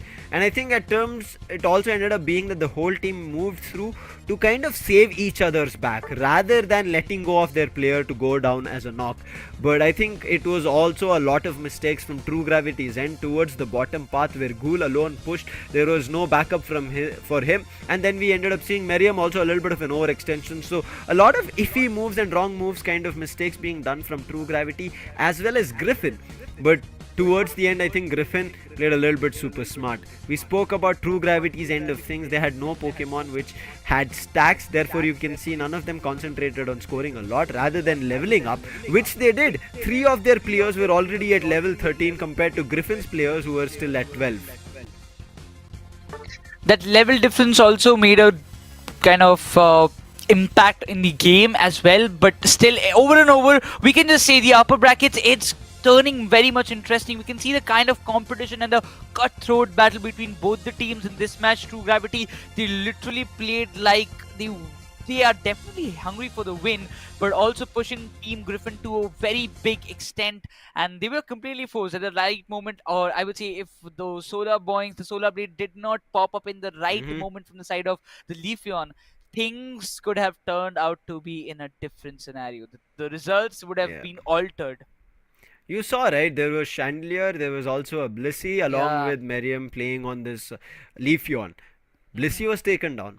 Chandelier was taken down. It was only Merriam who was running around, making use of that speedster speed, like dodging all the moves, right? He was literally acting like there was a cat and mouse chase coming through, and he ended up winning it. And we've seen that, right? Tom and Jerry and stuff coming through. That's how it was, like a reversal being pulled out towards the end, and they were not ready for it. I'm pretty sure True Gravity, after doing so much, right, in terms of controlling the fight, having all the advantage, putting up a big fight, finding a lot of chaos, having control on the map, pushing back the players of Griffin, and Griffin pull slight hand off card, right, and like a magician pull a rabbit out of their hat and they win the game.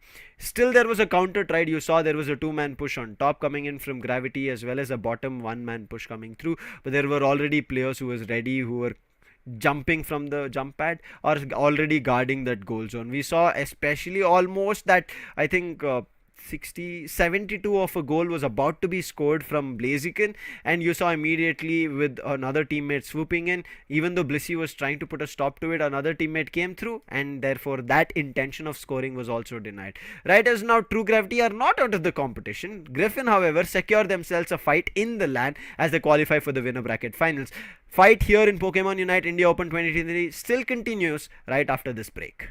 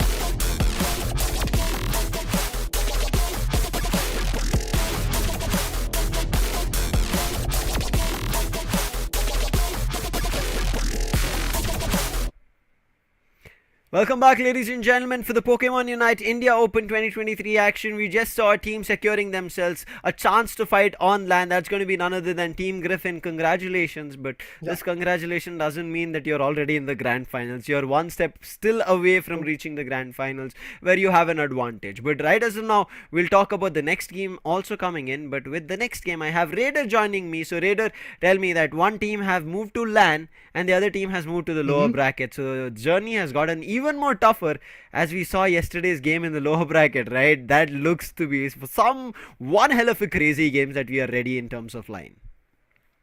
Oh, yeah, definitely. I mean, in the lower bracket, there is a certain type of fight where both the teams are trying to give their best because they don't know that if they lose from that bracket, they're out of the competition. That's exactly what happened to teams like SATL Esports and SG Esports. So yes, every single team which is there in the lower bracket, they have to pull up their strategies and eventually give their best. The Masters have to be ready because again, if they lose, there's nothing really to pull up from here. It's going to be a tough journey for every team in the lower bracket. We saw competition that was cutthroat, competition that was kind of unstoppable, kind of got decided in the early Mm-hmm. 2 minutes of the game. So there are so many teams who are hungry, and I think that's what we kind of spoke about. If you're hungry enough to find those victories, your hunger drives your passion, and the passion eventually yields in results. And I think right as now, Yeah. that's what teams are working towards. We ended up with a great game coming in between True Gravity as well as Griffin. Griffin were a little bit dicey, but if not for Merriam saving their game, it could have been different. Now, True Gravity, I'm pretty sure they're not going to be happy. True Gravity, yes, was super close. We'll talk about where True Gravity have gone in the brackets right in front of our screens. True Gravity will be moving towards the lower bracket round 3, whereas Team Griffin will be moving towards a winner bracket round 4, which is the upper bracket finals. And in the meantime, we still Yeah. have two more games before True Gravity find their team, right? In the lower bracket round 3, it'll be updated Mm-hmm. very soon. Revenant versus Learn from Past, as you already saw in the B Right B. What do you think here, Raider, we have up on grabs? Revenant, in their first game, we didn't see much coming in from them when they fought against Yeah. the like of True Gravity. True Gravity seemed seamless. But now, True Gravity also being taken down. Revenant are also taken down. I mean, if you really ask me, like Revenant in the first match against Team True Gravity was kind of close. Like they had a scoreline of 310 points in their favor, and True Gravity was somewhere at 488. So it was a close competition. But if you talk about the second one, at that point, yes, True Gravity was able to kindly step up on that notch, and eventually they were performing the way they really wanted to. And there was a buffer of, if I'm not wrong, 900 plus goals. So that was something amazing to watch. So yeah, definitely, if you ask me, between Learn from Past and Revenant Esports, I do believe both the teams have to be ready with their own strategies, whatever they're going to play along with. I mean, if you talk about Learn from Past, yes, they were kind of fruitful in the initial matches, but eventually there's small mistakes of not getting those Rayquaza, not getting those Regieleki, and not focusing themselves on the objectives was kind of like, let's say, very risky for them, and that's one of those reasons why this team is currently sitting in the low bracket. So I do believe both of these teams have done their own type of mistakes, and they have to figure out what they have done and how they can improve on it. For Revenant, I do believe that team synergy has to work out. Mm-hmm. On hindsight, if you talk about Learn from Past, surprisingly, that team synergy is still there in their favor, but the thing that they were unable to conquer was their play for the utilities, play for the right objectives. So they were able to go for the tier 1, tier 2 goal zones, but eventually they were unable to go for the objectives, which would have actually let go a lot of pressure onto the players of the opponent, and that's why they are sitting comfortably. Not comfortably, to be honest. For now, he is sitting with a second chance in the lower bracket. So yes, that chance has to be availed from Learn from Past perspective. So LFP versus Revenant, this would be a very interesting fight, to be honest, because this will tell us who will be the opponent of Team Griffin, if I'm not wrong. And Gravity. along with that, yes, Team Gravity, yes, True Gravity to be precise. That is a team which is now comfortably waiting on their own spot in the lower bracket round number 3 to see who is their opponent. So I'm also waiting how that competition unveils. But even before that, Revenant versus LFP is what we are waiting for. Yeah, Revenant, as you already spoke about them, not a great game that they had. Even Learn from Past, not a great game, right? When they were in their upper bracket. Yes, they were pushed down, but when they fought against SATUL yesterday, we saw they were able to Mm-hmm. force SATUL and also kind of make sure that SATUL meet their. Kind of miss their beat, right, of how they were playing, and eventually because Yeah. SATUL were unable to find their ground and made sure that the stacking especially was missed from SATUL. Learn from Past capitalized and won the game against SATUL and kicked them out. And right True. now it is such an instance that Learn from Past might be a little bit more confident compared to Revenant, because Learn from Past in their lower bracket round 1 have won their first game, taking down a big team, and right now we look forward to taking down another team. And here as well, just like we had Mm-hmm. All Might in the previous fight, here is going to be Crowley playing as Burzum right now with such immense experience, right? It is going to be tough to take down him and his team, but again, it's a lineup which is different from him usually that he used to play. And Revenant always, as we've known, or I would say it's something that it carry forwards as a curse, that their final fights are kind of very dicey. So right as now, upper hand for Oh yeah. Learn from Past. Yesterday we spoke about Clown5 having the upper hand. So it's time for Revenant that they have to be geared up for what's upcoming. I'm not too sure what new is being prepared. We are going to be seeing the draft phase very soon here, Raider. Draft phase as well in the recent times has been just standard Zacian bans coming through. But on the other end, it was Mm-hmm. also inclined towards the ranged attackers and a little bit of support here and there in case they have or Yeah. they know a player who's super good on a support, such as maybe a Hoopa, or if there is any other supports. I think there was an instance where Cliffable, or I think that Cliffable was a little bit back in WCS rather than right now. So I think there's been a lot of changes, and that's the reason we're still not going to be sticking on to one kind of a meta which kind of functions. We even ended up seeing a double speedster setup, right? A double speedster setup kind of looked like it was about to work, but eventually failed. Right now, it's time for the draft phase coming through. Ban in the next 12 seconds coming through. Zarshan already going to be there, and we spoke about support. I miss defender, so they remind me that there are defenders also that we can ban, and it's going to be a slow bro ban coming in. I mean, even before this, I do remember that we did saw an Umbreon banner as well coming in as a defender. once. So it's pretty interesting approach coming in. So yeah, Slowbro and a Zacian ban will be there. So looking forward to see how the play is going to unfold. From LFP, it is going to be a Zacian ban coming in, and from Team Revenant, we will get to see a Slowbro ban coming in. Burzum, that's Crowley who is going to pick the first, but it's Goku who is going to go for the supporter Hoopa, which can completely shift the momentum by those hyperspace holes and the rings unborn in the later stages when the unite is unlocked. But for now, if we talk about Elim, and Umbreon will be coming in probably, and Prod might actually stick to a supporter. Oh, he's gonna go for a ranged attacker. It's gonna be Calmon choosing the Mew, a squishy one, but then again, the damage of those solar beams, we all know how tricky it can be. Yeah, in these recent times, Mew has been that Beamosaur that people used to generally see. This little True. teeny tiny sweetie Pokemon is no more sweet. Even in lobbies such as rank, does 1 lakh plus damage in general play. Therefore, in competitive players, teams know to play, players know to play it, and they do a lot more. Burzum to counter it again brings in an Inteleon. It did not work out yesterday. Tensai on the other end brings in a Snorlax. We saw one game from Snorlax, I think in the upper bracket. It also did not work. It seemed like it kind of did, especially there was also a Yawn move coming through. I'm not too sure what moveset is going to be played, but Vanquisher, we all remember this lineup, especially with the trustworthy hands of Prod, an ex-True Rippers player. I think this time he's made a really tough squad, which is tough to deal with, especially with Vanquisher. If people don't remember him on the Machamp, right now you are going to be remembering him on his Buzzwall. I mean, if you talk about yesterday and day before yesterday, like the matches where we did saw Buzzwole coming in, we did saw a stack of Buzzwole and a Cliffable, if I'm not wrong. Today we have to see a Blissey, how it is going to work out. That's something which is going to be absolutely amazing for me to watch. On the other corner, we do have a Lapras as the second defender for the team of Revenant, and along with that, we have a Zorak as the speedster. But is it going to be a speedster? No, it's going to be an attacker coming in from the players of the team known as LFE, and Kamil has actually gone for a Glaceon. This will be very interesting to watch how these attackers are going to perform, along with Buzzwole being stacked up with the Blissey and then Umbreon being the tank of that particular team. On the hindsight, in the final preps, you will get to see the battle items and hell items coming in from the individuals. Yeah, quickly talking about the items, there is going to be 2 stacks that I can see, an attack weight on Buzzwall and then an Eos cookie coming in from Altium. On the other end, seems to be that there is only 1 stack coming in from Apple, and we all remember Apple is also another crazy player to be watched out, and him playing Zora, just like we saw Snowy on the other end, can cause a lot of trouble in the lobby. And he also has a weakness policy, especially if that combo attack of the feint attack, I'm not too sure if he's going to play feint or shadow. Let's see what he plays when we go towards it, and I think it should be feint, because the other move is easily countered, right? If you miss it and the entire move fails, and that combo completely gets reset, which is not something that players would want to. So right now it's done. Players have picked. We are going to be jumping into the game very soon. It's the last preparation that they'll be discussing of what to counter, because this is when they see what the opponents have finally chosen, what Pokemon that they'll be playing on, and how they can counter each other. Right as now, I feel like trouble is going to be from Mew as well as Glaceon. As you can see, Glaceon still strikes fear in the lobby, the icy wind coming through in the recent times, and then as always the beams from Mew on that kind of gives you a chance of secures. Time to start the battle. Let's go and kick things off. This is going to be between Revenant as well as Learn from Past to decide who continues this journey here in India Open.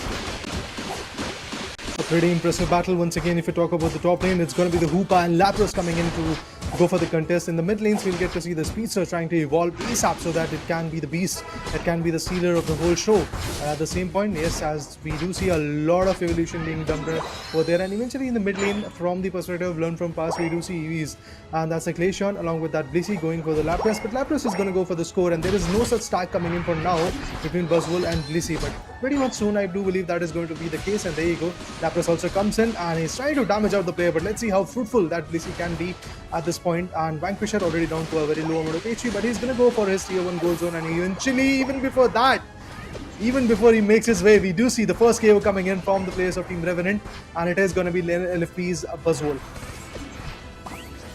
First KO. That's going to be a little bit of a trouble. Nonetheless, they still make their way back. Goal Riders are not inclining in one team's favor. Kamal has already gone to a level 5 Glaceon. Icy Wind on the ready, on the go. Let's see who he connects with. But Lapras on the top path is going to cause a lot of trouble. Kid leading charge and then moving in is going to be a Zorar. Gets prod. That chance, he does not even get a chance to evolve to a Blissey and immediately gets KO'd. And right now, Learn from Past are the ones who are being dealt with chaos from the start. To be honest, I really want to see how Burzum is going to perform today, because eventually if we talk about the past matches, yes, his Inteleon was not that effective, but today is the day where he really has to bounce back. Otherwise, there is no looking back in the whole competition, as Institute Esports, as SZ has received a fate where they are currently out of the competition. That is again something which Revenant might actually face, but at the same point, if we talk about Vanquisher, he's going to go for a score of 8. Lapras is completely dishing out the damage that he really want to go with, but on the hindsight, Speedster, Hoopa, and along with that, Inteleon is pretty much focused on the mid lanes. They're kind of, I guess, contesting, if I'm not wrong, the Algerian swap boost so that they can evolve as fast as possible. There you go. That's the case. They're trying to level up, because again, if you have that level buff, things might change. But ironically, that was not the case in the first match of today. Still a game of battles back and forth. None of the teams have taken advantage of it. But seems like at the bottom path, Revenant had a good chance of a push. 21 score coming in from Snorlax. Hiding in the tall grasses. A read is there from Revenant. Hyperspace hole being used for quick rotations. They start moving in bottom and a quick jump to the top. They will hold out Goku. Meanlook was there, but it was not enough. Burzum is still going to be assisting. The snipe shot comes through, but immediately Buzzwall catches him, trying to run away. Ejects. Now uses the hyperspace hole for a full heal, and Vanquisher will be forced to back off. But Kid is chasing him with the water pulse, finds the KO, and then the Blissey also goes down. So Revenant again back on track, not just on lead, but in terms of finding KO and pushing the top path as they've taken control of it. AM right now stuck a little bit with the icy wind coming through, and immediately also gets KO'd with the help of Hoopa. Hyperspace hole being used, and now they'll all push to score on the top. A big 30 was being tried, but an egg bomb coming in, and Burzum will be put to a stop. But his snipe shot on the ready for a go. Does he connect? I'm not too sure. It went a little bit longer. In the meantime, playing on a Fell Stinger and a snipe shot, he'll be looking forward a lot more. But right now, it is time for the Regis. And again, Revenant, like we saw yesterday, are contesting for the top Regi Aliki to start things off.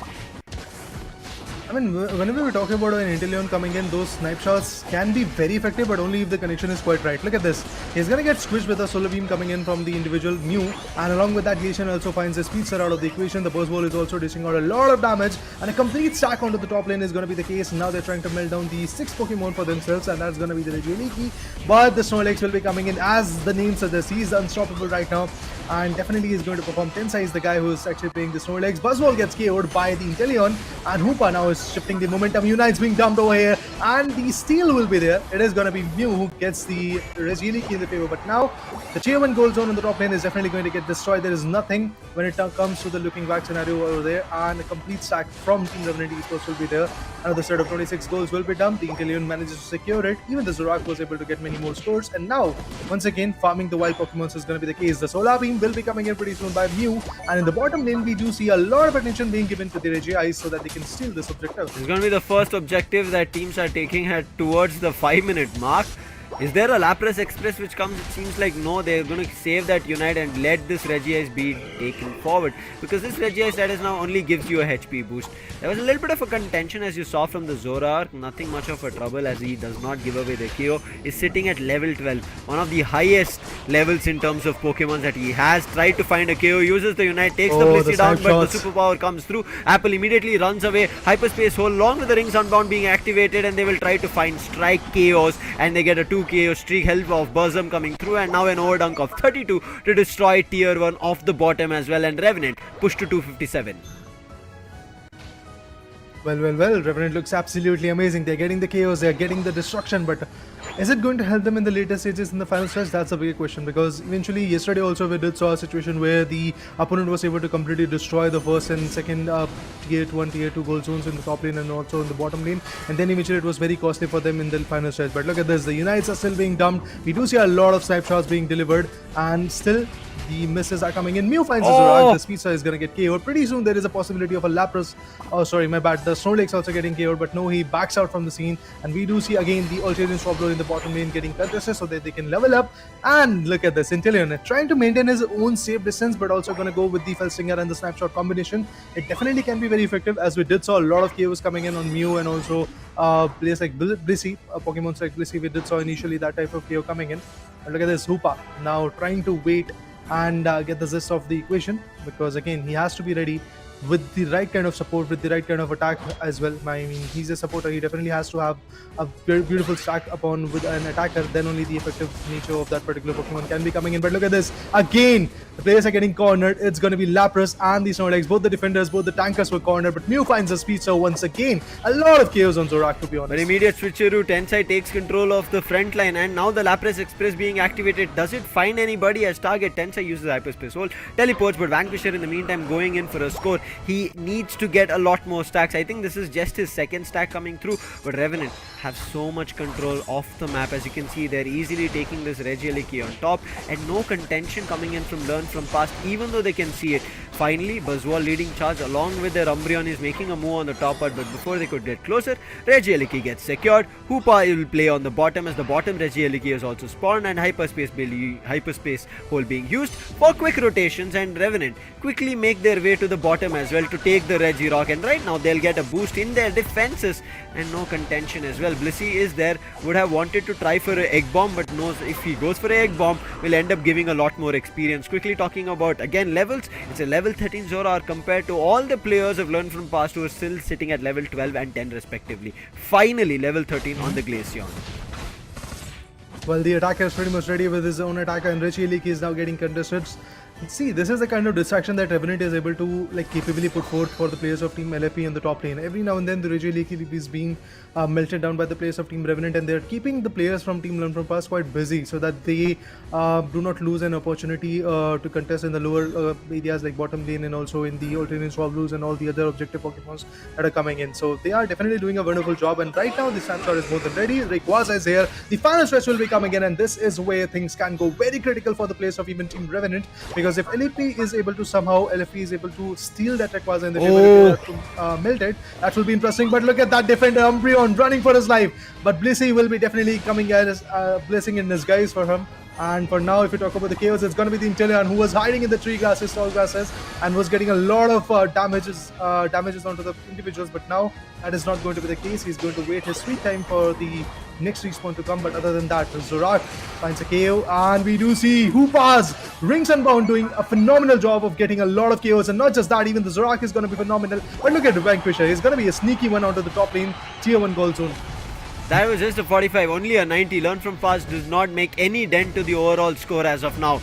It's time for a team fight, and Vanquisher is stuck. He has no teammates to help him. A nice block. They smudge him to the wall, and his move Smack or Superpower, nothing works. Ends up giving another KO. Blissey comes, but it's a little bit too late. Egg Bombs right now being pushed, but it's not going to be effective. Solar Beam comes through from the Mew, and then the Mystical Mirage. Does it find any value? They're trying to cost double to Tensai. Spy Vision active right now. Looking forward to a last hit coming in from Burzum. He's ready. He sends it out, but the Lapras is going to be the one who secures it with a Water Pulse. Along with that, putting Glaceon down. It's only one surviving teeny tiny cutie Mew, and which will also be taken down. Tried gets that berry, runs away immediately, but in the meantime the shields are going to be there.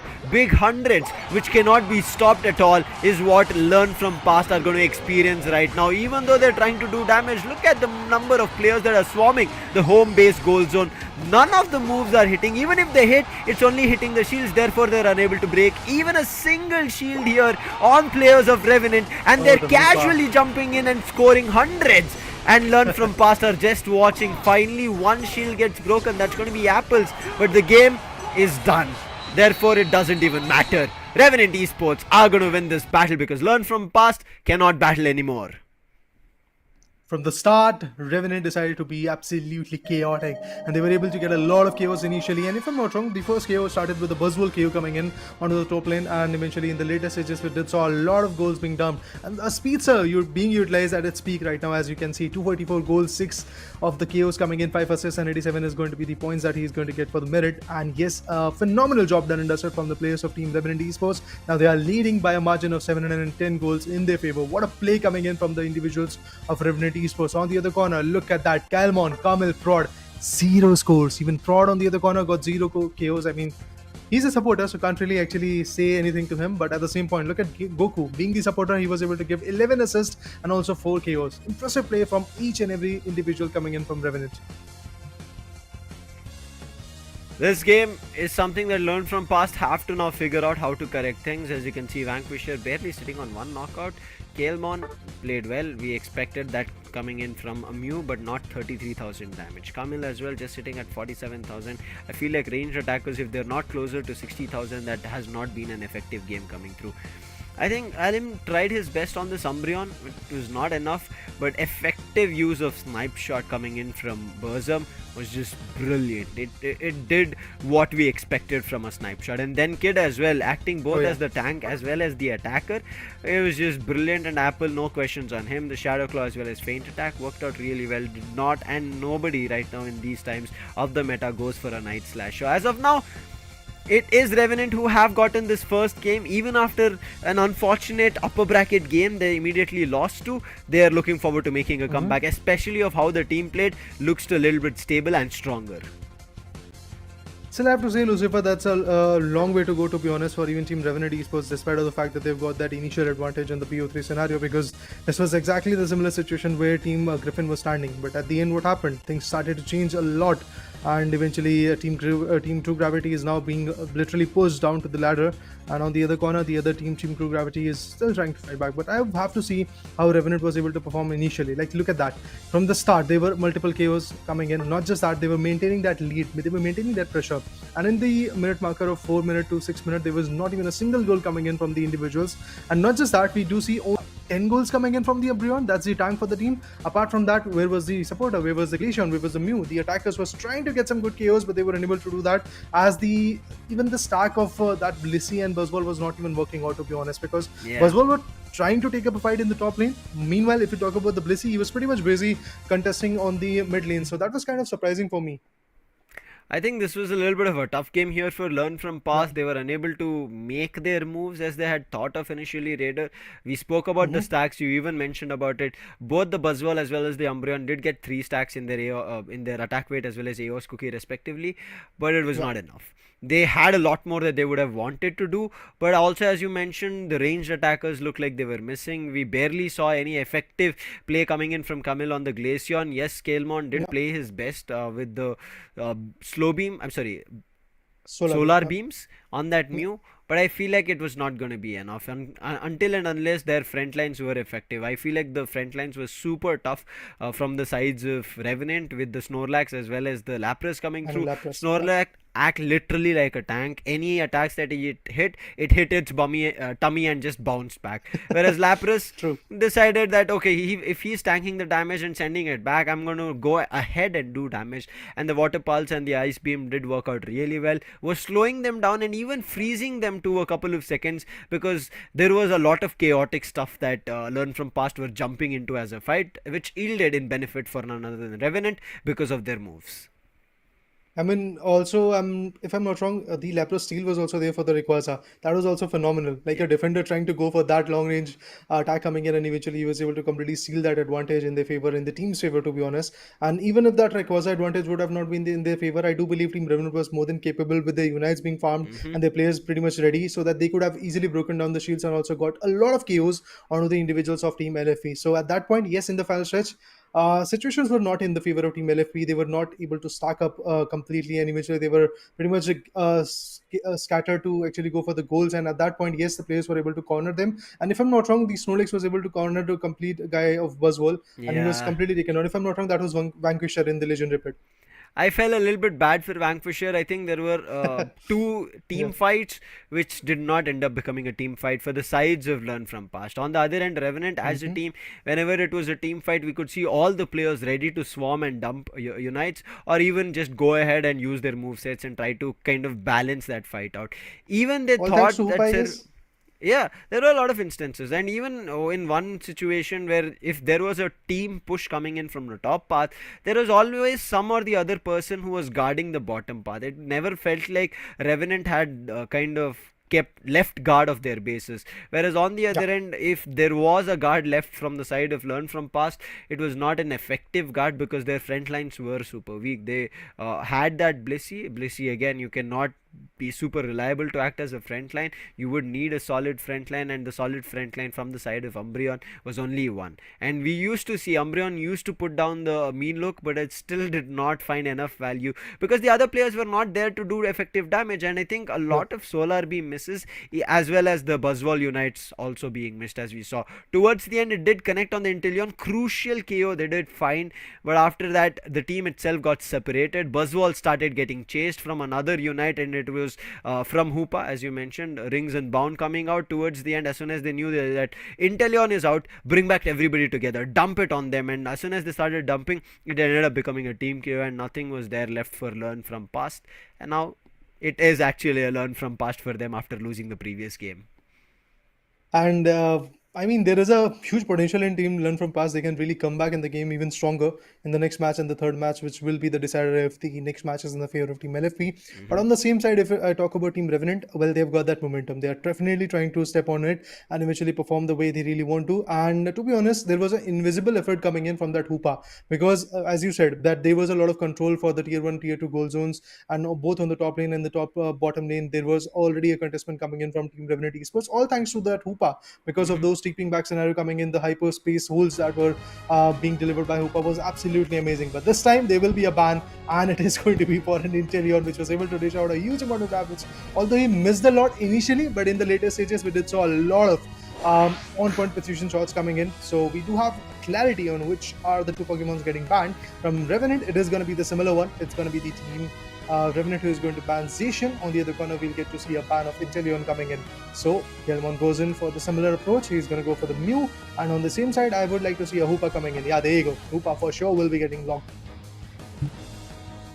Yeah, again giving Revenant the chance of getting a Hoopa, I don't think it's a great idea. On the other end, Tensei also swoops in, takes away the Slowbro, keeping the Umbreon alive. I'm not too sure how it's going to work out. Kael'Van still thinks it can work out, and right now looking at the picks coming in from side of Learn from Past, I think they do not have any more in their meta. Their comfort picks are these. The next two Pokemons that we would see is going to be Prod back on maybe Blissey, and Camille back on maybe a Glaceon or maybe some other range attacker. But even after banning an Inteleon, you can see Burzum is ready. He's moved to the Delphox. Delphox is also a menace, and Delphox is even more troublesome because if somebody gets stuck in the fire spin, your move is not allowed. And that is something that I'm worried about. And along with that, they bring back Lapras. The double defender is kept alive. The Ice Beam already caused trouble, and now with the Ice Beam again, there will be the Water Pulse to cause trouble. Prod this time decides, I do not want a Blissey, thinking of a Cliffable. On the other end, Camille, as I spoke about it, will go for a different range attacker, I thought, but towards the end, locks on to a Glaceon itself. It's only Prod who made a change. Everybody else remains same from Learn from Past. Pretty much similar approach, but yes, apart from Blissey, we'll get to see a Clefable coming in this particular matchup. And on the same side, if we talk about Team Revenant, yes, they do have a different side of approach coming in, but eventually, if we talk about their tanks, we have a Slowbro and the Lapras coming in, but the final Pokemon will be Apple, and he is locking the individual known as Dodrio. So those triple tramples is what I'm waiting for. And even if I'm not wrong, in the first match, we got to see that Dodrio coming in as well in the action. Yeah, it was a try attack Dodrio. This time, is it going to be a try attack or not? Something to wait and watch. Again, it's going to be an attack weight Dodrio, whereas other players, it's a special attack specs on Kid for another stack coming through, and everything else seems to be same. Goku as well as Tensai, right, is now running Cursed Incense. It's going to be interesting. I want to see their special attack doing a lot more damage to make sure that the HP recovery is not there. HP recovery is going to be super crucial, especially with even Prod being there, playing Moonlight, I presume, and on the other end, Vanquisher is a super crucial frontline damage dealer. Yeah, definitely have to see how that damage dealing scenario is going to work out. I mean, this is a match where things have to really change for the players of LFP. If that is not going to be the case, yes, they're going to get eliminated, disqualified from this whole scenario. And yes, for Team Revenant, there is going to be another fighting chance against the individual teams who is there in the lower bracket, round number 3. But really have to see how Revenant is going to step up on that notch, because Apple, to be honest, in the previous matchup was absolutely amazing. He got some sneaky KOs, he got some beautiful goals also. If I'm not wrong, 284 goals were delivered by this individual. Like in this particular matchup, yes, that again can be the case. And Hoopa definitely is what I'm looking at. And when you talk about the defenders, when you talk about the tankers, yes, those Lapras and Slowbro approaches can definitely be very beneficial. But in the purple corner, we'll get to see Learn from Past, and the orange one, we'll get to see the team Revenant Esports. And again, Dojo is going to go for the mid lanes so that he can farm the jungle, he can evolve as fast as possible. The Duo is right now pretty much available. Vanquisher on the Cliffable stack is going to work out this time in the top lane. I do believe that this can be a little bit more effective when you talk about the comparative stack of Buzzwole and Lissy, to be honest. But there you go. Lapras is going to go give out some damage, dish out some damage as well, and at the same point, going to go for some good goals. Yeah, that's a special attack spec stack coming through. Vanquisher also goes for his first stack. In the meantime, without any trouble, it's going to be the Ice Charge help coming through for Kid for get a second attack, second dunk. And Kid seems to be in trouble. He tries to eject, but I think the long rotation is causing a lot of trouble for him. Thankfully, Kamil comes in time, swoops in, and if Kid gets another 5 AOS energy and goes in for a third stack, he'll be more than happy. In the meantime, Burzum, he's already out. He's moved to the bottom path. Still has the Will-O-Wisp. Will take some time as he gets to level 5, then unlock his movesets. But for now, no KOs being kind of given off from even Revenant or Learn from Past. It's only wild Pokemon's being denied. Finally, a big experience that teams have to take away is the Altaria and Swablu. Seems like it's Revenant to take it forward, but the Hyperspace Hole, by almost trying to do the last hit of damage, the Hyperspace Hole teleported their players and therefore they are unable to get any KO, and even the slightest AOS energy that there was there on the Altaria also gets missed for now. That was something which was not supposed to happen, to be honest, but eventually it did happen. And now if we talk about Team Revenant, look at them. 59 good goals coming in from the corner. They're definitely trying to score more. Delphox is also looking quite good in the bottom lane, and now that contest is going to be there. But look at this. Way too deep in the opponent's territory. That is something I was not expecting. But once again, Hoopa's Hyperspace Holes are working like a charm. I mean, that is something which can really definitely define the whole competition for Team Revenant Esports. And that's why denying that could have been the case for Team Learn from Past, but now it's all done. The Pokemon that they banned was not something we were expecting, to be honest, an Inteleon ban. But look at this, a KO will be coming in, had to buy a Cliffable, complete stack was there in the bottom lane, and now reversing back once again. Oh, Umbreon goes in to find the Dilfox out of the equation, but Dodrio gets the Mew, the squishy one is now being KO'd, and not just that, I do believe another KO could be coming in onto the Umbreon pretty soon, but they decide to back out, they decide to let it go so that they can live for another moment so that they can fight back. But now, again, a stack could be there on the top lane. And with that, Lapras, Dotrio, and the Hoopa combination will be working out. Oh, the Buzzwole is not going to survive in any way. And the top lane goal zone is about to get destroyed if this kind of goal zone are going to get destroyed, to be honest. Again, very good XP buff could be there from that corner. Look at how well Revenant are both working for knockouts as well as working towards finding stacks. Again, a quick hit coming in from Dodrio. There's no way to dodge. Somehow managed to move away. This time the superpower as well as Smackdown connects and Dodrio immediately shut down. It was a nice KO to find as well as a lot of experience being gained as the levels get even for the Buzzwole at 8 with Dodrio. Well, the contestment sure does look absolutely amazing.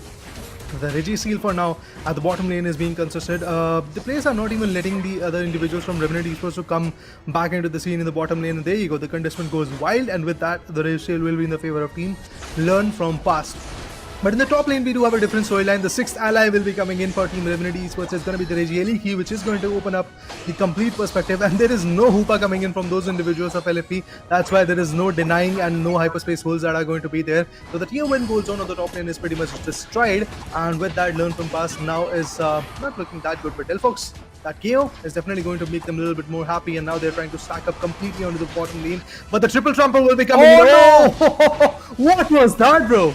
Hyperspace Hole ended up being unfortunate for their own teammates, but still Apple trying to make it work, wants to take down Vanquisher, but the superpower and Smackdown drives them away, and the Cliffable safely helps his teammates retreat back, and Revenant falls flat on a team fight, but Vanquisher gets hit, but his position still revealed. There can be a chance that they run towards him, but Vanquisher, I think this time will be safely going in. The Phantom Force quickly checks, but Vanquisher, wait, does he get found? They're not letting him teleport back to base and get the full heal. Apple in the meantime decides, no, I do not want to indulge in a fight. I need the blue buffs as well as I need to level up because that Buzzwole is at 10 and I'm still at level 9. Finally evolves to 10. Kid in the meantime is at 11 and he is going to be the highest right now in this server. Try to go for a 30 goal. Fireworks again being used, but no value again. I think right as now the bottom path play coming in from the Delphox as well as the Slowbro has not been working out. Dodrio in the meantime has invaded the mid path, looking forward to the Baltoys as well as the red buffs, has taken it away, and now he's just trying to run away. In the meantime, sees that there are multiple players here, gets his agility ready and immediately moves out. That's the best part of Team Revenant Esports. They do know when to fall back and they do know when to bring in that team effort coming in from the corner. That was being lagged from team known as LFP, but look at this. Once again, the approach looks quite good. Umbreon could have been caught in that particular fire spin, but no, that was not the case. Even Mew goes in for the solar beam. There was no contact in it, but still, they are definitely trying their level best. But look at this. What was that? I mean, you were able to utilize a Unite, but now you have been actually dished out to the base goal zone. But a lot of chaos could be coming in. Hoopa finds one. It's going to be the Buzzwole who's out of the existence. Not just that, Slowbro gets one more. It's going to be the tank coming from LFP. The Umbreon gets KO'd. Not just that, we have a Dodrio KO coming in by the Glaceon. Definitely was able to be fruitful for now. These fights are so weird. Kid finally trying to get his 6th stack done. I'm not too sure if he's done it or not, but players immediately use the jump pad, move towards Kid. But we quickly hit a pause coming in. A lot of iffy moves coming in from Revenant. Revenant still have the lead overall in the goals here at Raider if we talk about it. But I mean, those flubs of hyperspace hole happening like 2-3 times in the same game, especially after you unite and it happens to you and it sends you back to base. I'm pretty sure for a second over there, wait, how did I get back here is what the player from Revenant thought, and it's like, okay, my mistake, we'll get back into it. Right now, yes, we have hit a pause. This does give us chance to talk about the levels. Right as now, something that Learn From Past have to concentrate on is their ranged attacker is going to be Mew. I think a lot of times Mew has been easily reached out, right? The backline was invaded super easily from Revenant, and that Dodrio has been doing a wonderful job. So they have to level up that Mew and stop that from happening. Right as now, Tensai, just to kind of prick a battle, he goes in, indulges a little bit with the Regirock, and then a nice light shield, but the light shield was from the opponent. If it was from the side of Revenant, they could have found the KO on Cliffable. Cliffable standing in the goal zone, finds a help, gets the KO on the Slowbro. Crucial one. Kid in the meantime has been trapped in the mean look, but they know fighting with the Lapras who's crossed the double digits is super tough, especially also having a muzzle band causes a lot more trouble. Again mean look, but this time finally Mew manages to run away, but the Dodrio doesn't. Dodrio runs away to the Pokemon Center, and this icy wind strikes, finds the second KO streak, and Kamil right now doing a lot of damage which was expected in the first game. Even commits the Unite, and this time Kid, I'm pretty sure he's not going to survive. Last mean look coming in, he was hit with mean look 4 times and finally ended up going down. Kamil now with the triple trample and then with the Slowbro surf finally gets taken down, but Alim is still surviving. Try attack does not connect much, and therefore the players from Learn From Past do retreat, but look at them, they were unable to goal a lot, and finally Buzzwole decides, even though we are in a team fight, we are unable to score, goes on top, and with the fireworks coming through, Revenant will manage to, I think, destroy the tier 1 bottom path goal zone from Learn From Past. They're trying their best, but fireworks gets finished, but still the fight ongoing. Burzum trying to survive, and then superpower hit from his own teammate ends up becoming a KO. Nice try from Vanquisher, but in the meantime Apple destroys the entirety of the top path goal zones and leaving players from Learn From Past fully vulnerable. But now the stacking of scenario is going to work over the top lane, because they do know that they have to get that 6th Pokemon, the ally known as Regieleki. They have to melt it down, and that's exactly what they're working on. Umbreon could be the stealer, but no, it's going to be the Lapras who is going to take it away, and with that Rayquaza is also... Oh, this is going to be critical, because now the baseline goal zone is going to be pretty open if the players of Learn From Past is not going to show their concern to the Regieleki. But look at that, Regieleki straight up going for the baseline goal zone. I mean, this is the situation where even when they do not have that advantage for the Rayquaza, they are still pretty much able to completely go ahead and score a lot of goals, and that's exactly what Lapras is going to do. That's exactly what Hoopa is also concerned about, and if I'm not wrong, the Delphox was also able to secure a 75, if I'm not wrong, in the bottom lane tier 1 goal zone. But look at this, Lapras, Hoopa going to go for a 90 and 90, but a lot of unites being come right over there. Delphox finds a KO. Not just that, we will get to see a few more KOs coming in. The triple champion going all the way. Nothing useful coming in from that, but yes, a lot of pressure has been created from the players of Team Revenant Esports. With that lead, they were definitely looking good, but Glaceon retaliates, and with that, we do see a KO of that triple trample Dodrio. Yeah, it was just one KO. As you can see, immediately Revenant decided to peel off and now move back in a defensive manner. Finally, as soon as their teammate is about to spawn, uses the rings unbound, causing trouble. They want to trap both Kaelmon as well as Kamil, chasing the players. If they get prod down right now, it's going to be a done game. Trying to run away from the fire spin, Prod finally manages to dodge it, but there's already the Rayquaza battle that has been indulged, and it's going to be a take from Hoopa and learn from past, unable to do anything. Vanquish was here and Vanquish was not here anymore. That's how it felt. Game is done. Revenant Esports secure this second game and clean this series off in their favor. I mean, there's no looking back from here for Team Revenant Esports. What a play, man. A complete one-sided domination both in the first match and also in the second one. 876 to 166 in the previous matchup, and I do believe once again that 800 900 marker could be broken. 899 is where Team Revenant is sitting at right now. They can definitely go for scoring more. 913, 927, look at them. They're not even like risking themselves at this point. They're just getting all those goals done and dusted. Tensai going in for a set of another 20 goals probably, but even before that, Slowbro is going to find a KO of once again Vanquisher. So I have to say once again that Vanquisher definitely was able to uplift a lot of spirits for the team known as Learn from Past. But till then, I mean, that stack of the Buzzwole and the Cliffable definitely worked out in this particular match for the players of Team LFP. But it was not that on point because their squishy ones like Mew and Glacian was like not that on point when it comes to the fruitfulness. I think they tried their best. I think Kalim had a better game here on Glaceon compared to Kaelmon in its entirety. Kaelmon has only 8 assists, not even a single knockout. Vanquisher gave his all. I think that man played as much as he could along with the helps of Prod. Also was a better game coming in from Alim as well on this Umbreon. The Mean Look did trap, but you could see even though the Mean Look had trapped players, it took multiple Mean Looks to find one KO. On the other end, Kid, I think brilliant play coming in on this Lapras, especially with the items that he had played, made sure that to drain health from him was super tough, and I think that focus band really worked out along with the slick spoon also that he had, and also made use of the stack of the special attack specs. Brilliant stuff being pulled out. Goku, in the early games, I'm pretty sure everybody will be laughing about it right as of now, that bro, your hyperspace hole, even in winning fights, it was taking us back to the base and kind of giving a chance for Learn from Past to recover. But one thing for sure that they were all fearing was Burzum's Fire Spin and Fire Blast. You could see as soon as there was a Fire Spin, everybody was running away from it. But great game from Apple as well. Scoring machine as well as a level difference that he had created. If he was on level 13, the maximum level that Learn from Past were at 12. If he reached out to be at level 14, it was level 13. So he was always one level up from his opponents. I mean, not just that, even if you talk about Lapras Kid, he was at level 12 if I'm not wrong when Alim was just at level 9 and they were trying to take a fight in the bottom lane, but they completely denied it because they knew that there is a level buff of 3 good levels and can't really deny that individual, that too when he's a defender who can take a lot of damage, he can sustain a lot of damage and also at the same point give it out. So for that reason, yes, Team Revenant was able to play their kites in a very vital way. They were able to utilize their strategies in a very big fashion, and to be honest, for me, the highlight of this whole match was that steal of Reggie Eliki in the like 7-minute and 56-second marker, because when they were able to get that advantage, their Hoopa and also, if I'm not wrong, the Delphox was able to go for a score. Not Hoopa and Delphox, but Hoopa and Lapras was able to go for a score of somewhere around 170 points in their favor in the later stages, even when they didn't have the Rayquaza advantage. But at the end, what happened? They also stole the Rayquaza in their favor. What a play, man! What a play! All thanks to Hoopa.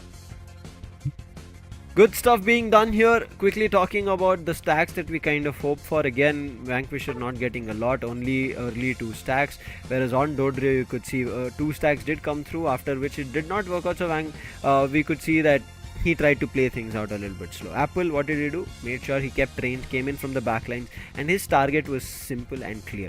He was like, we have to get the ranged attacker, make sure that they are unable to carry the game forward, and he started taking them down. And at the same time, I think brilliant play coming in from Slowbro to keep that Delphox alive, right? There were instances, yes, that the Slowbro and Delphox game did not work out, but it was still enough to keep the bottom tier 1 goal zone alive, right? It did not get destroyed. They were able to keep it to a position where even a little of a I would say 10 AOS energy dunk would have destroyed it, but they did not let learn from past get that dunk. And that's how well I Yep. feel like Revenant kept things under control, even if there were situations where they were losing out. There was an instance when a level 8, level 9, level 8 Dodrio kind of got KO'd, and that's where levels Mhm. immediately got equalized, and Dodrio immediately went back to leveling up on taking down the wild Pokemon and getting the experience back, and got the level difference again. So I think Revenant were smart on that, made sure that at least one of their Definitely. players always had a level advantage. I mean, they were trying to get at least one level up ahead from the opponents, but eventually their all individuals were looking a little bit more decent when it comes to that level buff. Yeah. And that is something which Revenant was able to completely cash in onto in the later stages. And when you talk about the steal on that Rajali key, you talk about that Rayquaza advantage that they were able to get all thanks to that Hoopa. They were farming their unites, they were farming their right abilities for the right time period. That was the best part for Team Revenant Esports. Because if you remember, LFE was definitely going for the contestment, but eventually in the bottom lane, when they were trying to go for the goals, they were trying to utilize their unites so that they can make a clear difference, which was not a very good strategy, to be honest. You have to farm it out so that when the right time comes, you can get those KOs or at least steal some individual Pokemons or some individual legendary Pokemons, to be honest. But that was not the case. Right as now, Revenant, they're going to be moving ahead. Unfortunately, Learn from Past are done for Pokemon Unite India Open. We'll be looking forward to seeing them towards the world, but there's still more action left. One more best of 3 for the day right after this break.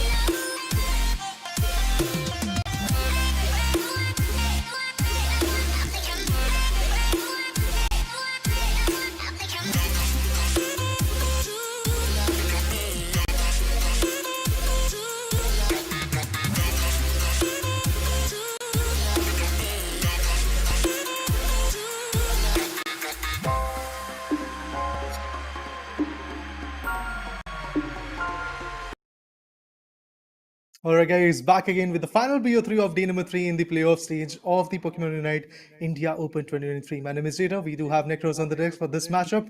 And Necros, what are your expectations between NDY versus Clown 5? Let me know. I mean, so far we haven't seen NDY playing on stream. They have played a lot of Yeah. matches offline, but as it seems, they lost their match on the upper brackets. That's why they have been pushed down to the lower brackets, and they will be fighting, I would say, the mighty Clown 5, because after the previous day's performance of the match that we saw, I cannot just say just Clown 5. I mean, they can just literally dominate like anything, and I will be expecting the same from their end as well. But I am really looking forward to see how these things will turn out, because we just saw Revenant Esports and Learn from Past, taking a fight against each other, and where Revenant finally won the match with a 2-0 score, and they have moved up to a lower brackets round 3. They will be waiting for another team to come down from the match of probably FSC Sports and Forge Legacy, but the winner from this match of NDY and Clown 5, they will be moving forward to face against the mighty team Griffin. Well, yeah, definitely that will be a very interesting battle coming in. But I'm patiently waiting on how NDY is going to unfold and what kind of strategies they're going to bring. As Necros mentioned, that we have not yet seen any single matchup coming in on stream. And due to that reason, yes, I'm completely open to the books of how NDY is going to play and what kind of strategies they're going to pull up for the whole scenario of this lower bracket round number 2 in their favor. Because if they lose, they're outside the competition. And if they win, they're going to face off against the team known as Team Griffin, which has been dominating from the start in the winners bracket. But eventually, against True Gravity, their cards were not that right, and that's why they are now sitting at a place where they are not going to get the winners bracket round number 4 in their favor. So that was kind of a surprise for us as well, because the competition went literally very close in the first matchup today. But at the end, the result is pretty much clear. But now India versus Clown 5, we really have to see how the competition unfolds from here. Exactly. A lot of expectations from Clown 5, as I will at least keep it, because when the match against Team SC they came into play, we just saw it, that how a kind of dominating gameplay does this team actually carry up with. When the new players come in, we expect them to play a little passive, or maybe the approaches, or maybe those overextensions a bit less, because when it's a large scale tournament, you always tend to be a little bit more safer in terms of your gameplay, or in terms of your strategies. But it seemed to me that Clown 5 were not in a mood to just say that we will be going with a passive approach, or we will be just playing very very strategically. They went all berserk, they went all in with the kind of sheer dominance that their entire roster has. I just wonder, Yeah. like 24 KOs as far as I remember on that Leafeon that we saw earlier in this tournament. I mean, that was something mesmerizing to watch, to be honest. That many kills from an individual coming in, also with that assist combination, was also very, very amazing. So Yeah. I definitely have to see how that whole scenario is going to unfold when you talk about teams like NDY and Clone5, because they had that second chance and now they're trying to utilize that. There is nothing to look back when they lose particularly this particular matchup, because if they lose, yes, they're outside the competition, like teams like SZ Sports, if I'm not wrong, even Team SATL is outside the competition. So there are going to be a lot of faces who are going to get eliminated, who are going to get disqualified. But this is a learning curve. I do believe there is going to be a lot of learnings coming in from this corner. And as we did saw Revenant losing from the winners bracket against their own opponent, but then today the way they fought back in the match number 2 was absolutely amazing. They had a scoreline of somewhere around 800 to 900 in every single matchup, which was absolutely amazing. But now looking forward to see the first draft phase of this match number 3 today. Hopefully this might actually go to the decider, because we want to see that thrilling competition between both the teams. But let's see if there is going to be a dominating stance coming in from those individuals. Exactly. Looking forward to what the draft phase awaits us, because yes, we will be hopping into that for sure. But expecting a Zacian man, that's very common. But now, as we speak, it's Umbreon that is being banned by the side of LFT at this point. LFT, I won't say, but from the other team. That now it all comes down to this final kind of composition that they're looking forward to. Void picks up the Mew on the very first pick, not letting it slip away into the hands of the opposition, and it can be really, really something bothering because of that solar beams. Well, yeah, definitely it can be very interesting to watch how the whole play is going to unfold. Because if we talk about the individuals of Clown Five, they've already chosen some decent Pokemons in their favor. They've got a defender, they've got a Cliffable as well. On the other corner, we do have a squishy attacker coming in, and that's going to be Void, who's going to choose the Mew. And also the Ban of Umbreon is kind of decent to be honest, but at the end, I really have to see how that is going to unfold, because that Hoopa play from the start of this playoffs, to be honest, was absolutely amazing. Even in the match of Revenant Oh. Esports versus the other individual LFP, we did saw that Hoopa being the wonderful. Champ of the whole match because of those turning down moments of those whole rotations, and the hyperspace host was absolutely adamant on the fact that the team was able to relocate themselves and then they were able to fight back. But yes, looking at team Clown 5 now, we do have a Blastoise and a Slowbro as the defending defenders coming in from this particular team. Inteleon will be the attacker. Again, Felstinger and the snapshots could be the best thing that they can really go with, but really have to see how that usage of utilities and abilities are going to come. On the same side, if you talk about the team known as which is sitting on the purple corner, it's going to be LFT Stray, and Adi going to go for Blissey, if I'm not wrong. So that's interesting. I mean, when you see this kind of picks, and specifically Revenant coming into the play as a double defender composition alongside Lapras, the front line seems to be like the Boinks will hurt. I mean, you don't have a counter, you don't Yeah. have a Sings if he's going with a Dodrio pick. I don't know.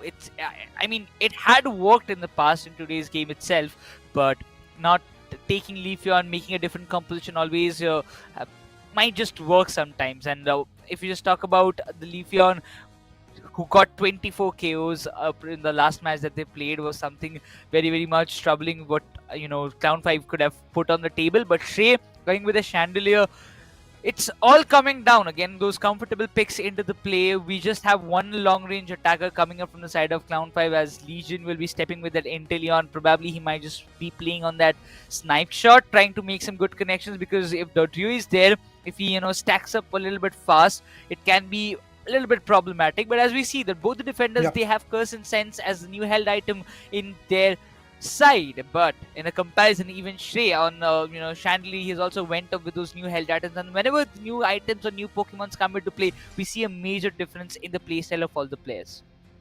Definitely, that is going to implicate on a lot of new things, because again, utilizing those new stats, utilizing those new things coming into favor like held items and also the battle items can definitely change the whole pace of the game. But this time, when it comes to supporters, we do see a Blissey coming in from the other team, and also from Clown 5's perspective, we do see a Cliffable coming in. No Hoopas, so I do believe that maneuverability in the whole map is not going to be that easy for these individuals. So I'm looking forward to see how the play is going to unfold, because again, stacking up can really work out, but who is going to be the one Pokemon that Blissey is going to stack up with? I do believe it's going to be Revenant initially, but then it can be Chandelier as well, which can work out way too well. But that combination of a Blissey and Chandelier on the other corner, Cliffable might actually stick to Inteleon, or even Blastoise can be absolutely amazing on that note. But I do believe this competition might actually go for a 2-1, because again, looking at the combination, we can't really predict that which particular team is going to be a strong one, because both of the team have got their own type of Pokemons which are a little bit more inclined towards a defensive approach. So maybe that is going to be the case. But there you go, guys. The match is going to get ready, and eventually in 10 minutes we'll get to know who is the winner of the first match of the PO3 and who is going to take that initial lead in their favor. And yes, the competition begins, and it looks absolutely amazing, to be honest, because in the bottom lane we'll get to see two Pokemons. Like basically we have a Mew, and along with that a defender coming in. And apart from that, when you talk about the mid lanes, we will get to see the Dodrio from Team Clown 5 going to go for the evolutions.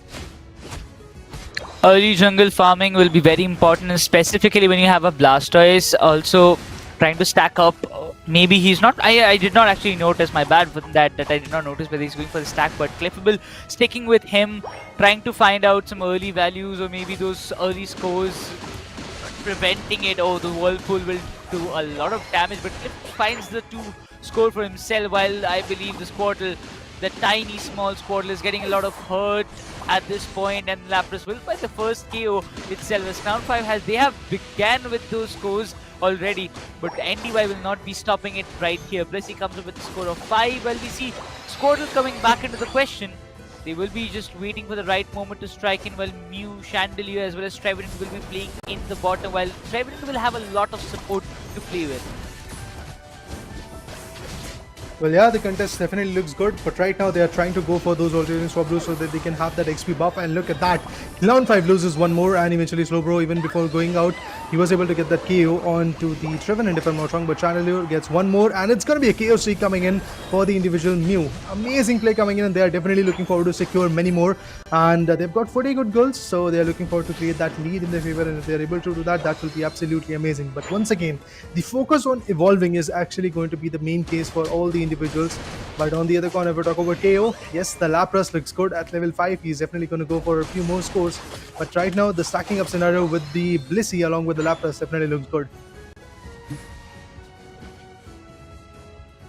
Seems to me that the mid lane and specifically those Altarian Swablues in the legendary pit was contested, but eventually that was won by the side of NDY. They're giving a little bit of tough competition because if you see in the terms of score, they've already leveled up to they had already 40 scores in their name.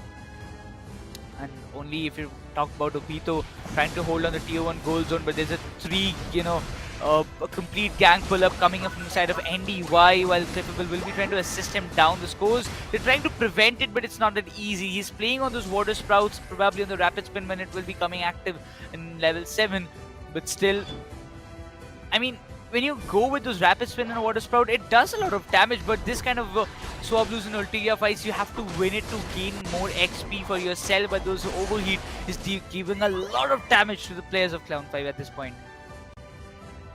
Oh yeah, the damage definitely is coming in. Dojo on the other corner finds a supporter pick coming in, and with that KO in the mid lane, definitely things will change, and it is going to be in a rapid pace. But right now, if we talk about the contestment, it's going to be for the Regirock in the bottom lane. Dojo will be coming here or here. Even the Altarian Swablu is actually the question, but these players are going to stick so that they can have the advantage of that Regirock in their favor. The Revenant comes in so that he can go for those points, but the Solar Beam can be absolutely chaotic. Look at that. Dojo finds to Dojo actually manages to steal that advantage for the team of Team Clown5 on the other corner. Team NDY is still there with the lead. Revenant finds Slowbro out of the equation. The tanks are actually not working out, but at the same point, Cynix is pretty much confident that he's going to get level up pretty soon because he's focusing a little bit more onto the jungle so that they can evolve.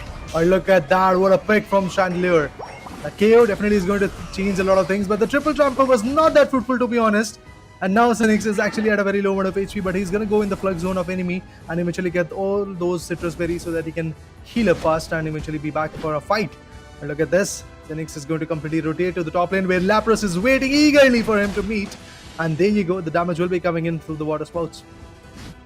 I really feel bad for Sinks at this point. By missing that Unite again, not able to stop the Mew, it's giving them a lot of trouble. There's already a big difference, and every time the Altarian Swablues are coming into the play, Clown5, they're not able to capitalize it. I don't know why, what is going wrong for them, but the liquidation does a lot of damage to Revenant at this point. Those serve could have actually ended the run for Revenant, but he manages to fall back thanks to the flux zone. But that Solar Beam is going to give a lot of damage, and now Clown5, they're able to make some scores as the Mystical Mirage comes into the play, trying to give a lot of damage, and specifically Slowbro. He commits the Unite at this point, trying to flush out some good damage, but the Hornleash comes into the play. The Revenant boinks and instantly shuts off. Probably at this point he's given a lot of damage. There's not a big level difference between both the teams, but the level 10 Chandelier can be very, very much troubling for this case. But Clown5 finds an opportunity and gets one of the scores down in the tier 1 gold zone of top lane for NDY. With that goal, yes, the lead is now not looking that big as it was looking initially in the first few minutes. But now, still, guys, we are already in the halfway, and we will get to see a lot of contestment coming in the bottom lane because there is nobody really concerned about taking that Reggie Eliki their way. But yes, the Reggie Ice is now at the concern, and look at that. A lot of melting down scenario will be coming in. A lot of contestment is there. Oh, the Cliffable is right over there amidst all of that action. But the Mew!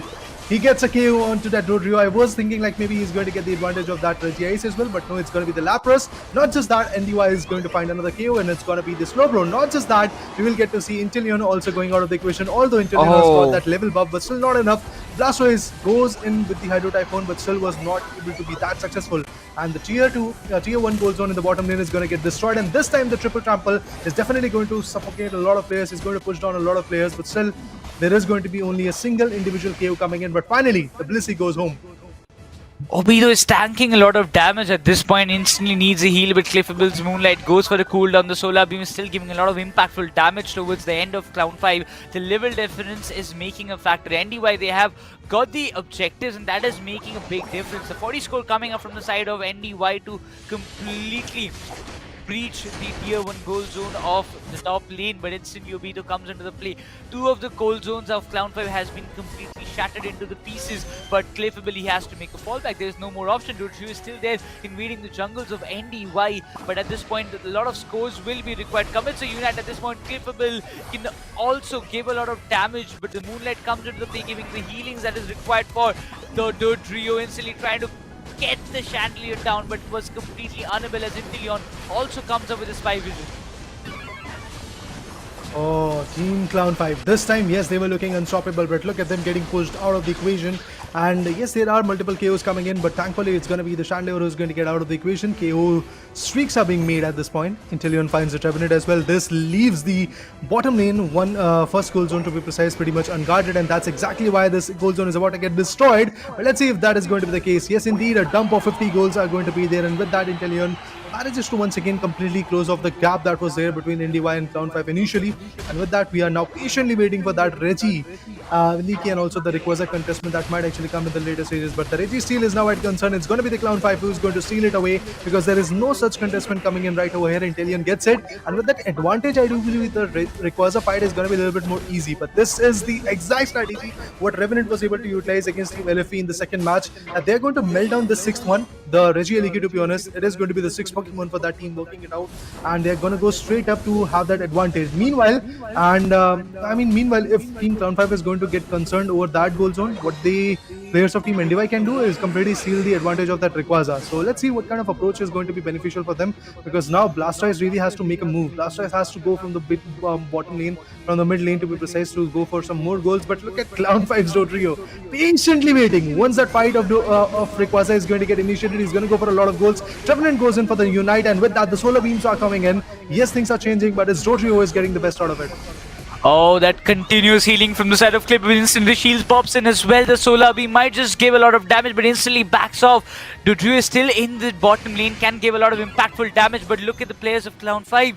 They are draining. They need the healing. Clippable needs to stay alive till the very end. The Solar Beam trying to flush down and clear the long grasses in the legendary pit. It's going to be a big contest, and now those wooden hammers will give a lot of damage, but instantly the Blastoise comes with triple trample, will give a lot of damage. Inteleon finds the Revenant down as well. The Lapras is still there into the play. Chandelier goes down. We see the Mew going down. Lapras goes down as well. And last but not least, the Blissey was there, but it's a complete team KO coming up from the side of Clown5 as NDY takes an exit, giving a perfect opportunity for Clown5 to melt this Rayquaza down, because there is still a plenty amount of time to go for the scores, and this is now Clown5. They have made the comeback. They will have a lot of time, a lot of room to go with those big scores, and still they have got 34 more to go. They want to go with the overtake, and they will be able to do it no matter what. And 382 the scoreline where it settles, while still there is still more shields to come and play with. Yes, indeed, they can go easily for a scoreline of more than 800 points in their favor, because look at Slowbro. Yes, his shield has been broken, so that is something which is going to be scary for those individuals, but eventually the Cliffable support is absolutely mesmerizing to watch. Even another KO will be coming in from the Dodrio. What a score that is there from Team Confront. From the start, they were getting oppressed, but now the way they bounce back was absolutely amazing. And look at this flash that is there in the base lane goal zone. Another set of few amazing goals will be coming. Another set of 22 was there, but Dodrio finds one more, and it's going to be Lapras. He's not going to stop over there. He's going to score 4 more, and with that, I believe the scoreline will be pretty close to 700, if I'm not wrong, from Clown5. And NDY on the other corner had nothing to say, nothing to put forth really in the later stages. And 686 is where Team Clown5 is going to hold off, and NDY right over there with 193. Oh man, what a last minute game. Joy giving a 10 assists in his name. We can also see Obito, like both the defenders, they have tanked a lot of damage. I have to say it. I mean, every time Obito stepped in with that rapid spin and the Water Sprouts combination, dropping in, giving a plenty amount of damage to the oppositions, was literally worth watching. But Sings, who was not able to perform very much from the early game, even missing the unites 1 or 2 times, finally stepped in with those hefty scores and hefty blows towards the side of NDY. And with that being said, we can just say that Clown5, they did not have a very dominating start, but itself we can say they do have a win, and that too in a very nice manner, going with a complete team KO in the final stretch. They do have a lot of more things to show us up. But if we talk about in the terms of damage, 1 lakh has been crossed by Void on the Mew with those solar beams, but Legion, he was not way too behind. We see him on 91,752. It was also close to 92,000 of total damage. Well, indeed, look at the amount of support, amount of recovery that Cliffable is able to dish out. Absolutely amazing play coming in. And that stack along with the Blasters and also with the Inteleon was absolutely amazing. I mean, Cliffable was running all the way in the whole mid lanes because he really wanted to actually get the best out of it, and eventually that support really worked out. Not just that, there were a few KOs also coming in from Blissey, but to be honest, the team effort somehow get lagged in the later stages, and NDY was unable to get that advantage. And as I said, that strategy of putting down the Reggie Leaky could have been absolutely amazing, but they could have easily capitalized on it. They could have actually decided that one or two players, like maybe a Lapras or even a Revenant, could have actually gone over there so that they could have scored a little bit of those goals. So that advantage and also the pressure could have been there on the players of Clown5. But at the end, Clown5 manages to clutch that moment out, and they were able to completely destroy the whole individuals. And if I'm not wrong, there was a complete team KO coming in. Not even a single player from Team NDY which was left in the legendary pit. All the individuals were taken down, and at the end, what really happened was Clown5 all over dominating. They were able to completely have that Rayquaza advantage. Then they broke down the tier 2 goal zones in the top lane and in the bottom lane as well. And after that, the base goal zone was also pretty much opened up. Although we did miss on 100 coming in from Slowbro because his shield was pretty much broken. As a tank, he was definitely trying to create an opportunity for his teammates, and he did it very fruitfully. And that being said, I will just say that in the early game, NDY had a brilliant control. Even till the 8th minute, everything was going fine and well until unless those sneaky scores came in. Even after getting two objectives, that is one Registeel and Regirock, Clown5 were struggling with the scores in the early game because the trio was not allowed to perform to its limits. He was getting oppressed a lot of times, but still in the end game, he did find the value that he was seeking for.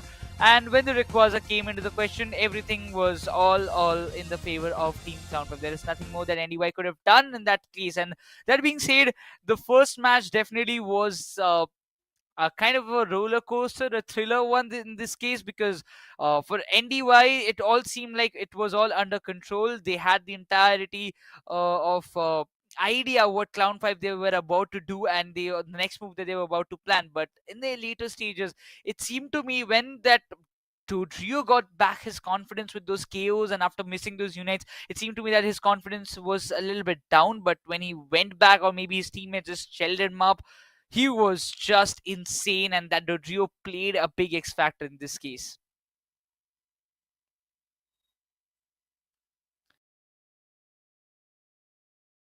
I mean, I do remember that Rodeo play coming in as you were talking about in the Legendary Pit. We did saw that kind of approach coming in, and eventually that triple tramper definitely changed a lot of things. That Unite move was able to dish out a lot of damage onto the individuals coming in from Team NDY, and due to that, they were lacking in terms of HP, and they were a little bit like, let's say, scattered at that point. And eventually the other team, Clone 5, was able to completely capitalize on that stance, and due to that, yes, they were able to perform on the peak. And now let's talk about the highlights as well, because we'll get to see that brief moment where a lot of interesting play came in. And as you do see from the start, it was Team NDY who was getting the capitalization, who had that lead, was able to initially go for 193 points, but in the later stages things started to capitalize in the favor of Team Clown 5, and the way they did it was a team effort coming in, was those short view picks coming in, and also not just that, we did saw a lot of interesting approaches from the Slowbro, and the Blasters also was able to get a lot of output. Look at this, in this particular moment, the triple tramper definitely missed initially before this particular triple tramper came in, but in the later stages, yes, the level buff came in, and this is the moment.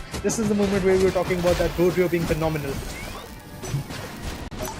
Exactly. I mean, the trio went berserk. Even after that, the way everything was pushed towards the end, NDY, like, it seemed to me they lost the control after in the very final stretch. After one or two KOs was done by the side of, I would say, the side of Clown5, everything just shattered. Specifically when the Mew got taken down, the all-rounder, the back long-range attackers were taken down, then Trevenant went down, the Boinks were not coming, the healer was the only, like, Brissy was the only one standing till the very end.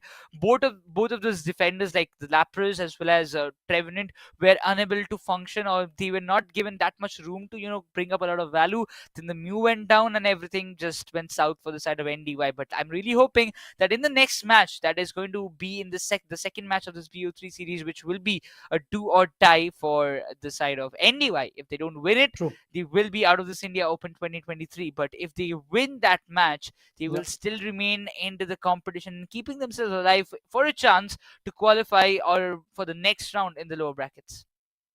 I mean, obviously, when you are in the lower bracket, there is a sense of pressure coming in because you don't have any second chances coming in. Yes, in the situation of a BO3, you can slip off for a bit. You can lose the first match or you can lose the second one after winning the first one. Then you might actually bounce back in the decider third match coming in. But there is no looking back if you lose two chances, two matches to be precise in a BO3 situation. So for that reason, NDY definitely has to capitalize because there's a lot of pressure that is coming in onto their faces because the Clown 5 was definitely able to capitalize in the later phases, and that was the best type of approach coming in where Clown 5 was able to decipher what Team NDY was trying to do and how they can break that chain of thought coming in from Team NDY and how that player can be suppressed, to be honest, because those triple trampers initially was getting missed. The slow bro was not that effective. The Blastoise and the Hydro Typhoon missed a lot in the initial stages, and they were unable to get that whole command in the top lane, and also in the bottom lane the tier 1 goal zone was completely broken down initially, and due to that, yes, there was a very interesting lead coming in from the players of Team NDY from the start. But eventually, in the later stages, things started to change. But let's see how that change is going to get implicated, because now we are going to dive into the draw phase of match number 2 in the final match of day number 3 of playoffs in the Pokemon Unite India Open 2023. The ban phase will give us an idea of which are the two Pokemons getting banned. This time, it's not going to be an Umbreon, it's going to be an Inteleon and a Zacian coming in from both the teams. And if I'm not wrong, Clown5 is going to ban the Inteleon, and on the other corner, NDY has an answer in return, and it's going to be the Zacian ban.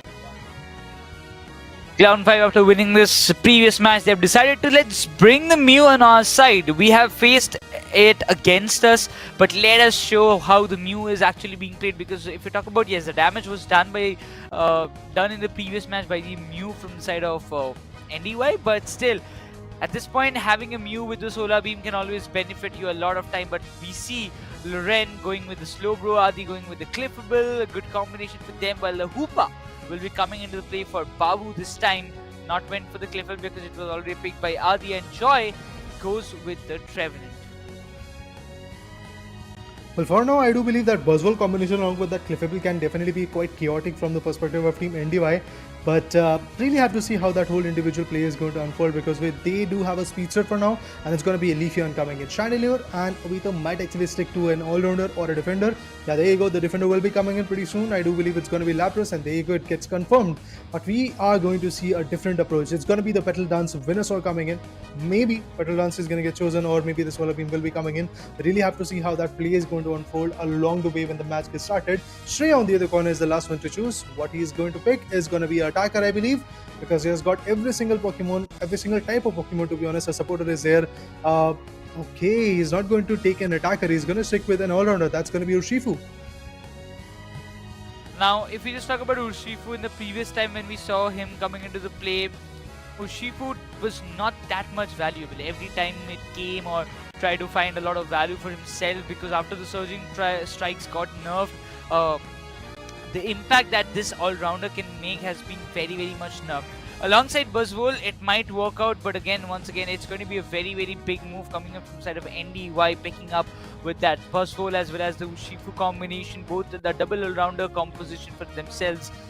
But that being said, a double defender is still there. I will say that the entire lineup from the side of Clown 5 seems to be a little bit more promising in this case, but we also see a Curse Bangle getting used in Revenant this time. So I will be very, very much excited to see what does this match has to offer to us as an audience or as a casters. This match can give us an insight that who is the team who is going to move on to the lower bracket round number 3, and who is the team who is going to have that learning curve, a big one to be honest, for Pokemon Unite India Open 2024.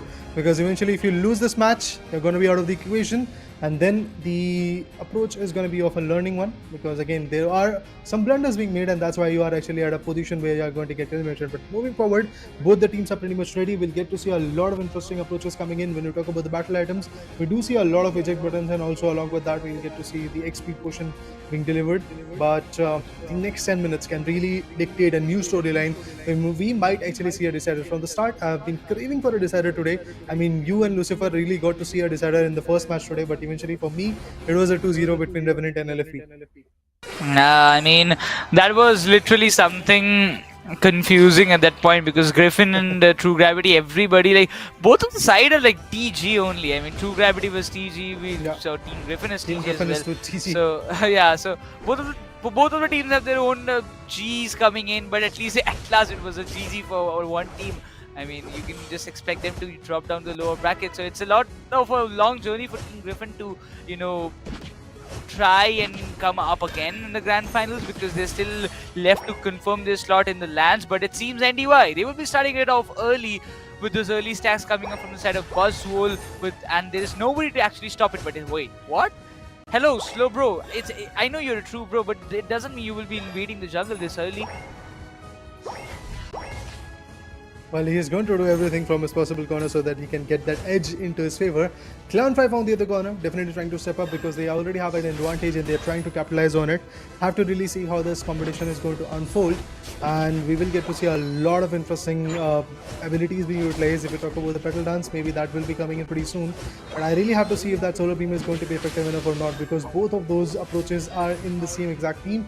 It's going to be Clown5 who has got it, and even the Hoopa can change a lot of things. But yes, the Cliffable along with that Buzzwole, that is the exact strategy they're going to stick up to. But this Hoopa is going to run for her life. I run for his life, to be honest. I definitely have to see how this approach is going to work out. But he's going to go and score 6, and then he might actually back out. Shrey on the other corner is now in the jungles of the opponent. It's a situation where Clown5 might be able to hunt him down. But the players are a little bit more concerned about the mid lanes because they do know that the alternate Swablu is about to come pretty soon. Urshifu is just there to steal the boss of Clown5 at this point and not allowing them to, you know, level up as fast as possible. But Venusaur got taken down and the mid lane contention is going to go big. But Lapras finds the clippable. The hyperspace hole was activated, but actually it was there for clippable to go make a fallback, and he does it pretty nicely. But Urshifu, the mission he was on was completed, while the Revenant and Mew will be starting to stop him down. The light screen might just affect him a little bit, but still the points are still not coming on the way. It was there, it was much more that it was needed, but the Solar Beam will does do the damage that it was required. But Urshifu, that KO was very much important for the side of Clown5, but instantly Joy will have to go for a reset and instantly come back into the mid lane thanks to the hyperspace hole that is helping them with the fast rotations. I mean, Hoopa has been the phenom who has actually changed a lot of stuff in the whole game, and that's why I do believe having a Hoopa in this particular matchup, Clown5 is definitely trying to nail their victory. But I really have to see how that victory is going to unfold. Look at that. Again, scoring a 4 and then eventually teaming back is going to be the case for the Hoopa. Yes, he's getting infected by a lot of damage. Revenant comes in, gonna go for a boing, but eventually was unable to be fruitful enough. But at the same point, Clown5 on the top lane was able to completely destroy Buzzwole, and with that, yes, the top lane is kind of opened up. Oh, look at this. The dumb down scenario is going to be there. A complete stacking up onto the top lane, and yes, with that, the Tier 1 gold zone in the top lane is completely destroyed. Regieleki, the 6th ally for the team of Clown5, is awaiting to get melted, and Lapras and Mew are coming up with a combined effort. Pretty soon that Solar Beam can actually cook him alive, and there you go, Mew finds the Regieleki advantage, and at the same point in the bottom lane, we do see a contestment coming in of Clown5 and Team NDY so that they can have the Regi steal in their favor. Revenant going for the boings, and yes, he's working it out way too fruitfully. And also with the supporter, with the help of that Hoopa, things might change, but no, the Leafeon, the Speedster comes in with his own attack, and not just that, Mew is also going to get compromised, and I do believe Hoopa might actually get 1 or 2, but he's actually in a very nervous mode because there are 3 individuals from that same team who are working it out, but Hoopa finds 2 KOs. Lapras is going to go back to the base so that he can have that HP. Citrus Berry is in the favor of Urshifu, is trying to fight back and safeguard the bottom lane Tier 1 gold zone. At this point, that Registeel being secured by Clown5 will find a lot of value, but Mew finds Urshifu at that point. A lot of moves being dumped out there, but the boing coming up from the big Solar Blade will not find a lot of impact, but that Solar Beam will do a lot of damage at that point. A double kill streak coming up from the side of Mew shuts down the Leafeon, and instantly the Slowbro was also forced down to go back and go for a reset in the spawn. But Lapras and the sheer domination Clown5, which they are known for, they're just ganging up in the bottom lane. Nobody to contest. A lot of unites being dumped at this point, but still could not find a lot of value. Double kill streak for Venusaur. So once again, and this is the tier 2 being breached by the players of Clown5 in the bottom lane, while it's a pure domination coming up. Look at the level difference. They're trying to already make it up. Level 11 Venusaur and Lapras and a level 10 Mew is all what they need to come up and make a difference against NDY.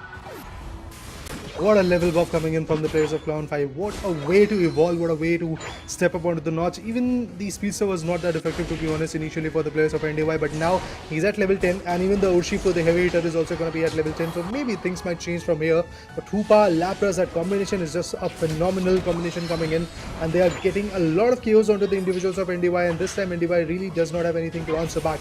Again, the Reggie is at the concern, and I do believe it's going to be Clown 5's Reggie pretty soon. There might be a seal by the Rayquaza. Oh, sorry, my bad. It could be a seal coming in from the Urshifu, and also the Cliffable combination that is there. Buzzwole again getting denied.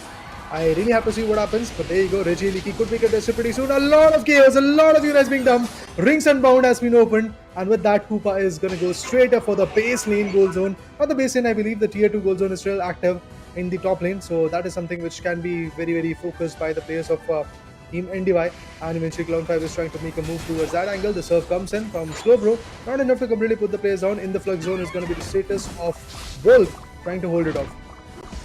Oh, it's going to be a big job for them, even for Clown 5. They want to push it so badly, but Revenant needs to make a fallback, unlocks it for commits the Phantom Forest right here, right now. Could not find a lot of big value, but instantly will be completely KO'd by Slowbro.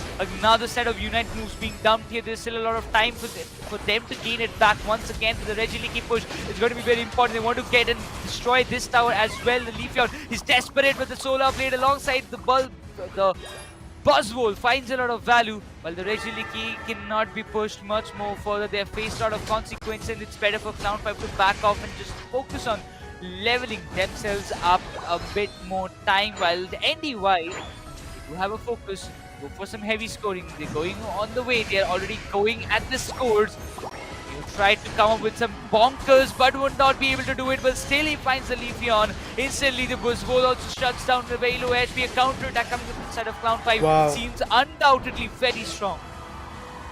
Amazing, amazing. I mean, total control was there for the players of Team NDY in the top lane, but eventually all of a sudden that hyperspace hole got created, and eventually with that, things started to completely crumble down. What a play coming in from the individuals of Team Clown 5. That Hoopa is definitely working its way up, and at the same point, Mew is getting some serious KOs. Look at the level buff that Lapras has got. He's at level 14. There is nobody even close to level 13 coming in from the individuals of Team NDY. That is something which is going to be quite scary for the players of Team NDY. On the other corner, Clown 5 is about to reach their maximum level, but even before that, what they have to do is get that Reggie Leaky so that they can completely push out and give a lot of pressure onto the players of NDY for the top lane and also the base lane goal zone. And if they get it, I do believe the Rayquaza contestment is going to be even more surreal. But look at this, the Petal Dance is active. Lapras is also going to come with his own approaches, and with that, yes, Hoopa is also pretty much over there for the supporter, and the Reggie Leaky is about to get melted. There is no contestment coming in. It's the Mew with the Solar Beam who is going to take it away for the team of Clown 5. Yes, and with that advantage, I do believe it's going to be a game for Clown 5 if they are able to safeguard the whole presence of that Rayquaza. If they're able to completely deny it or maybe capitalize on it, I do believe it's going to be a game for Team Clown 5 to win. A 72 score coming up from Urshifu, a sneaky one, but indeed did not find a lot of value. The Solar Blade also misses it, but still a 100 score coming up from the side of Lapras, destroys the tier 2 goal zone from the top lane, but instantly NDY. There's a big difference in the means of scores, and the points coming on from the side of Revenant misses the Hornies, that's for sure, but the Solar Beam was also dodged by Buzzwole.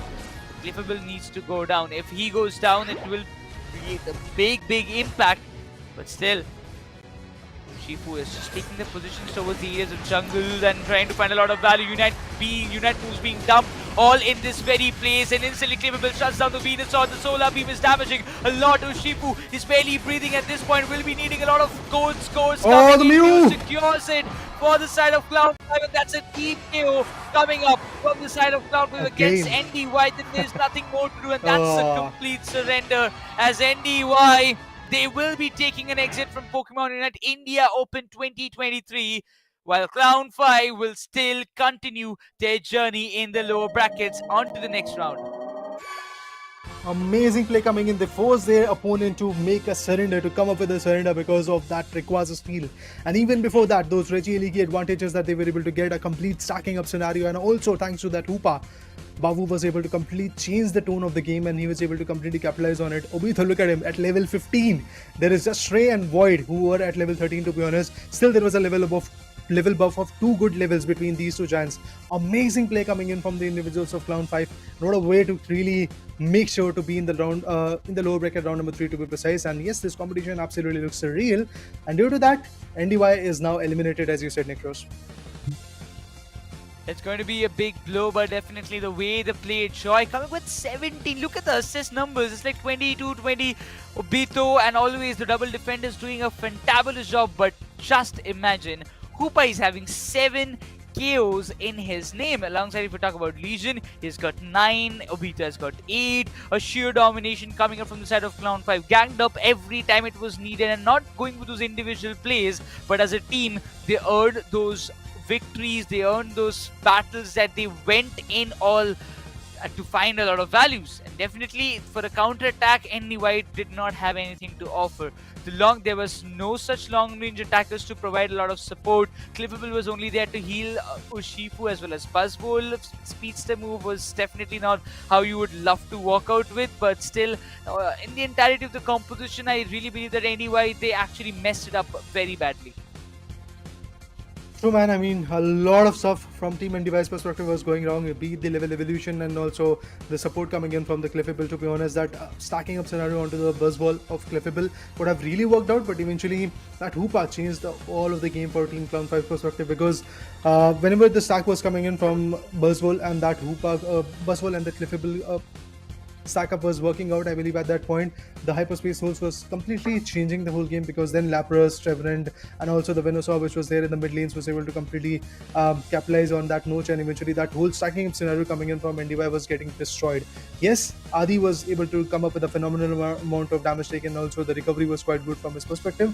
Then again, if you talk about the attackers, to be precise, there were no attackers coming in from the individuals of NDY, but they did had 2 strong all-rounders in their favor who could have come back with a lot of heavy hits. But eventually, look at Buzzball, 29,000. That's all he has got. On the other corner, the attackers coming in from Clown5, a little bit on the higher note, as we do see 70,000 plus damage coming in from Legion and Phoenix, and even Obito going all the way up to 82,000. Amazing play coming in. Even the defender was dishing on the right amount, dishing on to the players of the NDY in a very good pace, and he was able to like provide a lot of HP damage, and he was able to inflict a lot of damages onto the individuals of Team NDY. And due to that, yes, now NDY is out of the existence. And if you talk about the set moves, a lot of unites in the later stages, but from NDY's perspective, those unites were utilized to really clear off the sides so that they can actually go for some goal scorings, and also to deny the opponent of Clown5 to really capitalize on it. But look at this, the graph is going to be a little bit more shorter, because again, at 8 minutes and 26 seconds type of marker, we did saw a surrender coming in after the Rayquaza was stolen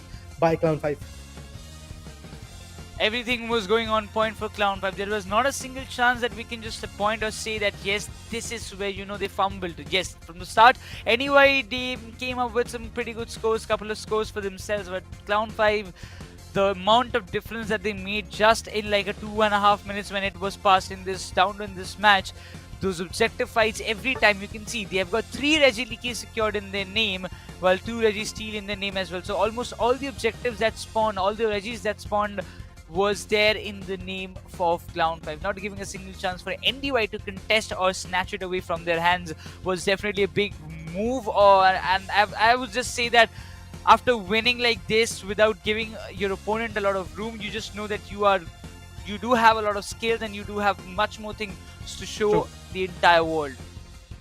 Oh man, definitely. I mean, when it comes to showcasing their talent, Clown5 definitely is doing that, and they were able to completely get a good strategy in their favor, and they were able to play by the book, and they were able to completely deny the fact that their opponents were also looking forward for a redemption match in their favor. Because if they would have won this one, maybe there was a possibility that they could have actually dragged the match to the decider. I mean, the decider would definitely have come, but eventually in that, maybe NDY could have really capitalized on it. But yeah, capitalizing on the momentum, it was the team known as Clown5 who was able to completely read what these strategies are going to be. And eventually in the first match, when I didn't saw even a single Hoopa, I mean, not even a single team going for the Hoopa, I was a little bit scared that what is going to happen, because there was the supporter of a Blissey and, if I'm not wrong, a Cliffable coming in from both the individual team. The Clown5 was sticking with the Cliffable, and on the other corner, Blissey was there in the favor of Team NDY. But in the second match, Team Clown5 decided in the first pick only that they're going to go with the Hoopa, because again, if you have that Hoopa, that hyperspace holds, and eventually the rings and bounds can completely change the whole game. That's exactly what we did saw in this particular matchup as well. NDY, they were trying to come up with a stack of that Cliffable and Urshifu, Cliffable and Buzzwole, but eventually it didn't work out because of the fact that they were fighting with the stack of 2 against the stack of 5, because the hyperspace holds was absolutely on point. Exactly, the hyperspace hole was there on point, and Hoopa actually, the only reason he got those 8 KOs, 7, 8 KOs for himself was Uh-huh. I would say, the important factor played that he came into the right moment where he was required. I mean, if you talk True. about the other cases in just the previous match, Sam was talking about his teammates would be very angry because every time he was just using the ring, like the hyperspace hole, to teleport his teammate back to the bases and get your Yeah, heals done. That was the exact moment his teammates were taking the fight, and they'd be like, "Bro, I was just about to get the KO. You just teleported me back to the I base. remember Why that. did Yeah. you do that?" But that I mean, this is how you should actually play. There are a lot of big True. masters, I would say, the trainers, the right word, of Hoopa, who can play it very nicely. If you talk about Prod from the other teams, and Prod has always been one of my favorite players. If it comes down to that Hoopa play, his tactics or his play style always impressed me in the past. But now I really think that I need to change or shift my choices, because the new players that they're coming into the market showing their skills, and it's just something that we do not expect like this. But still, the main question, ladies and gentlemen, get your seat belts buckled up, because the brackets are getting more interesting. Because as we see, Oh yeah. True Gravity, they have moved up to the winner brackets round, for which is the winner bracket finals. They will be waiting for one of the winners who will be walking up to the stage to face them, which will be decided after the match of FSC Sports and Forge Your Legacy gets done tomorrow. Hmm. But also, we will be waiting for which team out of these two will join Revenant Esports to play in the lower bracket round 3. So, after that, we will be getting to know, as we all know, that the winner brackets round 4, the lower brackets round 4, I mean, the winner bracket finals, the lower bracket finals, and the lower bracket round 4, Yeah. alongside the grand finals, will be played in a LAN mode. As that means all the players, they will be traveling it down, will be playing in front of the audience, and I mean, Ooh. that is going to be a big, big banger for all these players. Oh, yeah, definitely. I mean, for that, yes, we are pretty excited, but at the same point, I have to say, True Gravity, a phenom being destroyed at this point. I mean, the way they performed today in the Hmm. first matchup was absolutely amazing. They were able to completely overthrow their opponent, although they had a small hiccup in the second match, if I'm not wrong, because Team Hmm. Griffin was able to capitalize in it. But then again, in the later stages, in the third match, in the decider, True Gravity had a different strategy to play with. And with that, yes, now they have become the first team who was in the final, and now they are waiting for their opponent, who could be FSC Sports, who could be Fojo Legacy. But that is something we definitely have to see once the bracket unveils how that performance is going to be there. But apart from that, now it's Clown 5 who has actually won a lower bracket round number 2 competition, but that doesn't mean that they are going to sit at a comfortable pace, because now their next battle is actually with Team Griffin, a team who is actually going to be like in a very big rage moment, to be honest, because they were very close to their victory. They were very close to their ticket to the land, but eventually now that is not the case. They are sitting in the lower bracket. There is still a long way to go. They might actually find their way back again. That redemption match between True Gravity and Griffin could be coming in the later stages, but in order to do that, they have to beat teams like Clown 5 and the next upcoming teams who are going to get dragged in the lower bracket. I mean, for Clown Five's perspective, I don't know what kind of tactics or plans they have for Team Griffin at this point. I'm sure that they will be making, or walking it overnight to be prepared for tomorrow's matches. But for me, if I was in the Clowns 5 team, I would just say that Team Griffin is a kind of a maths paper I don't want to solve. I mean, Okay. if you're not good at maths, you know how tough it is, like me.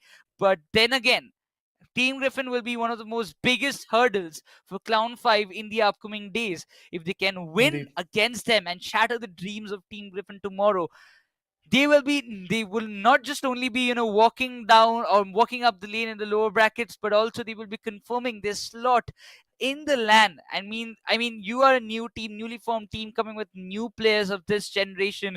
Then you do Yeah. have a chance directly playing a big official tournament, that is India Open 2023, moving and onto the LAN, playing with new teams. Because if you talk about the experienced one, the only experienced teams I see at this point is probably FS. the few players is FS, that's for sure. Team True Gravity, they do have one or two players, but also other teams like Revenant and Griffin, they Yeah. have the most experienced players in this case. But eventually, I am just more pumped up for what actually awaits us tomorrow. Well, again, tomorrow, I mean, that day is going to be absolutely impressive because we'll get to know what kind of competition is going to unfold. But today, it's done, guys. We got to see three interesting BO3s coming in today. And with that, it's me, Raider, along with we do have Nikros on the desk. And with that, Lucifer was also there on the desk. And guys, this is a farewell for you for today. But tomorrow, the action will resume and we'll get to know what happens. But till then, guys, bye bye. Peace out. Thank you for joining us.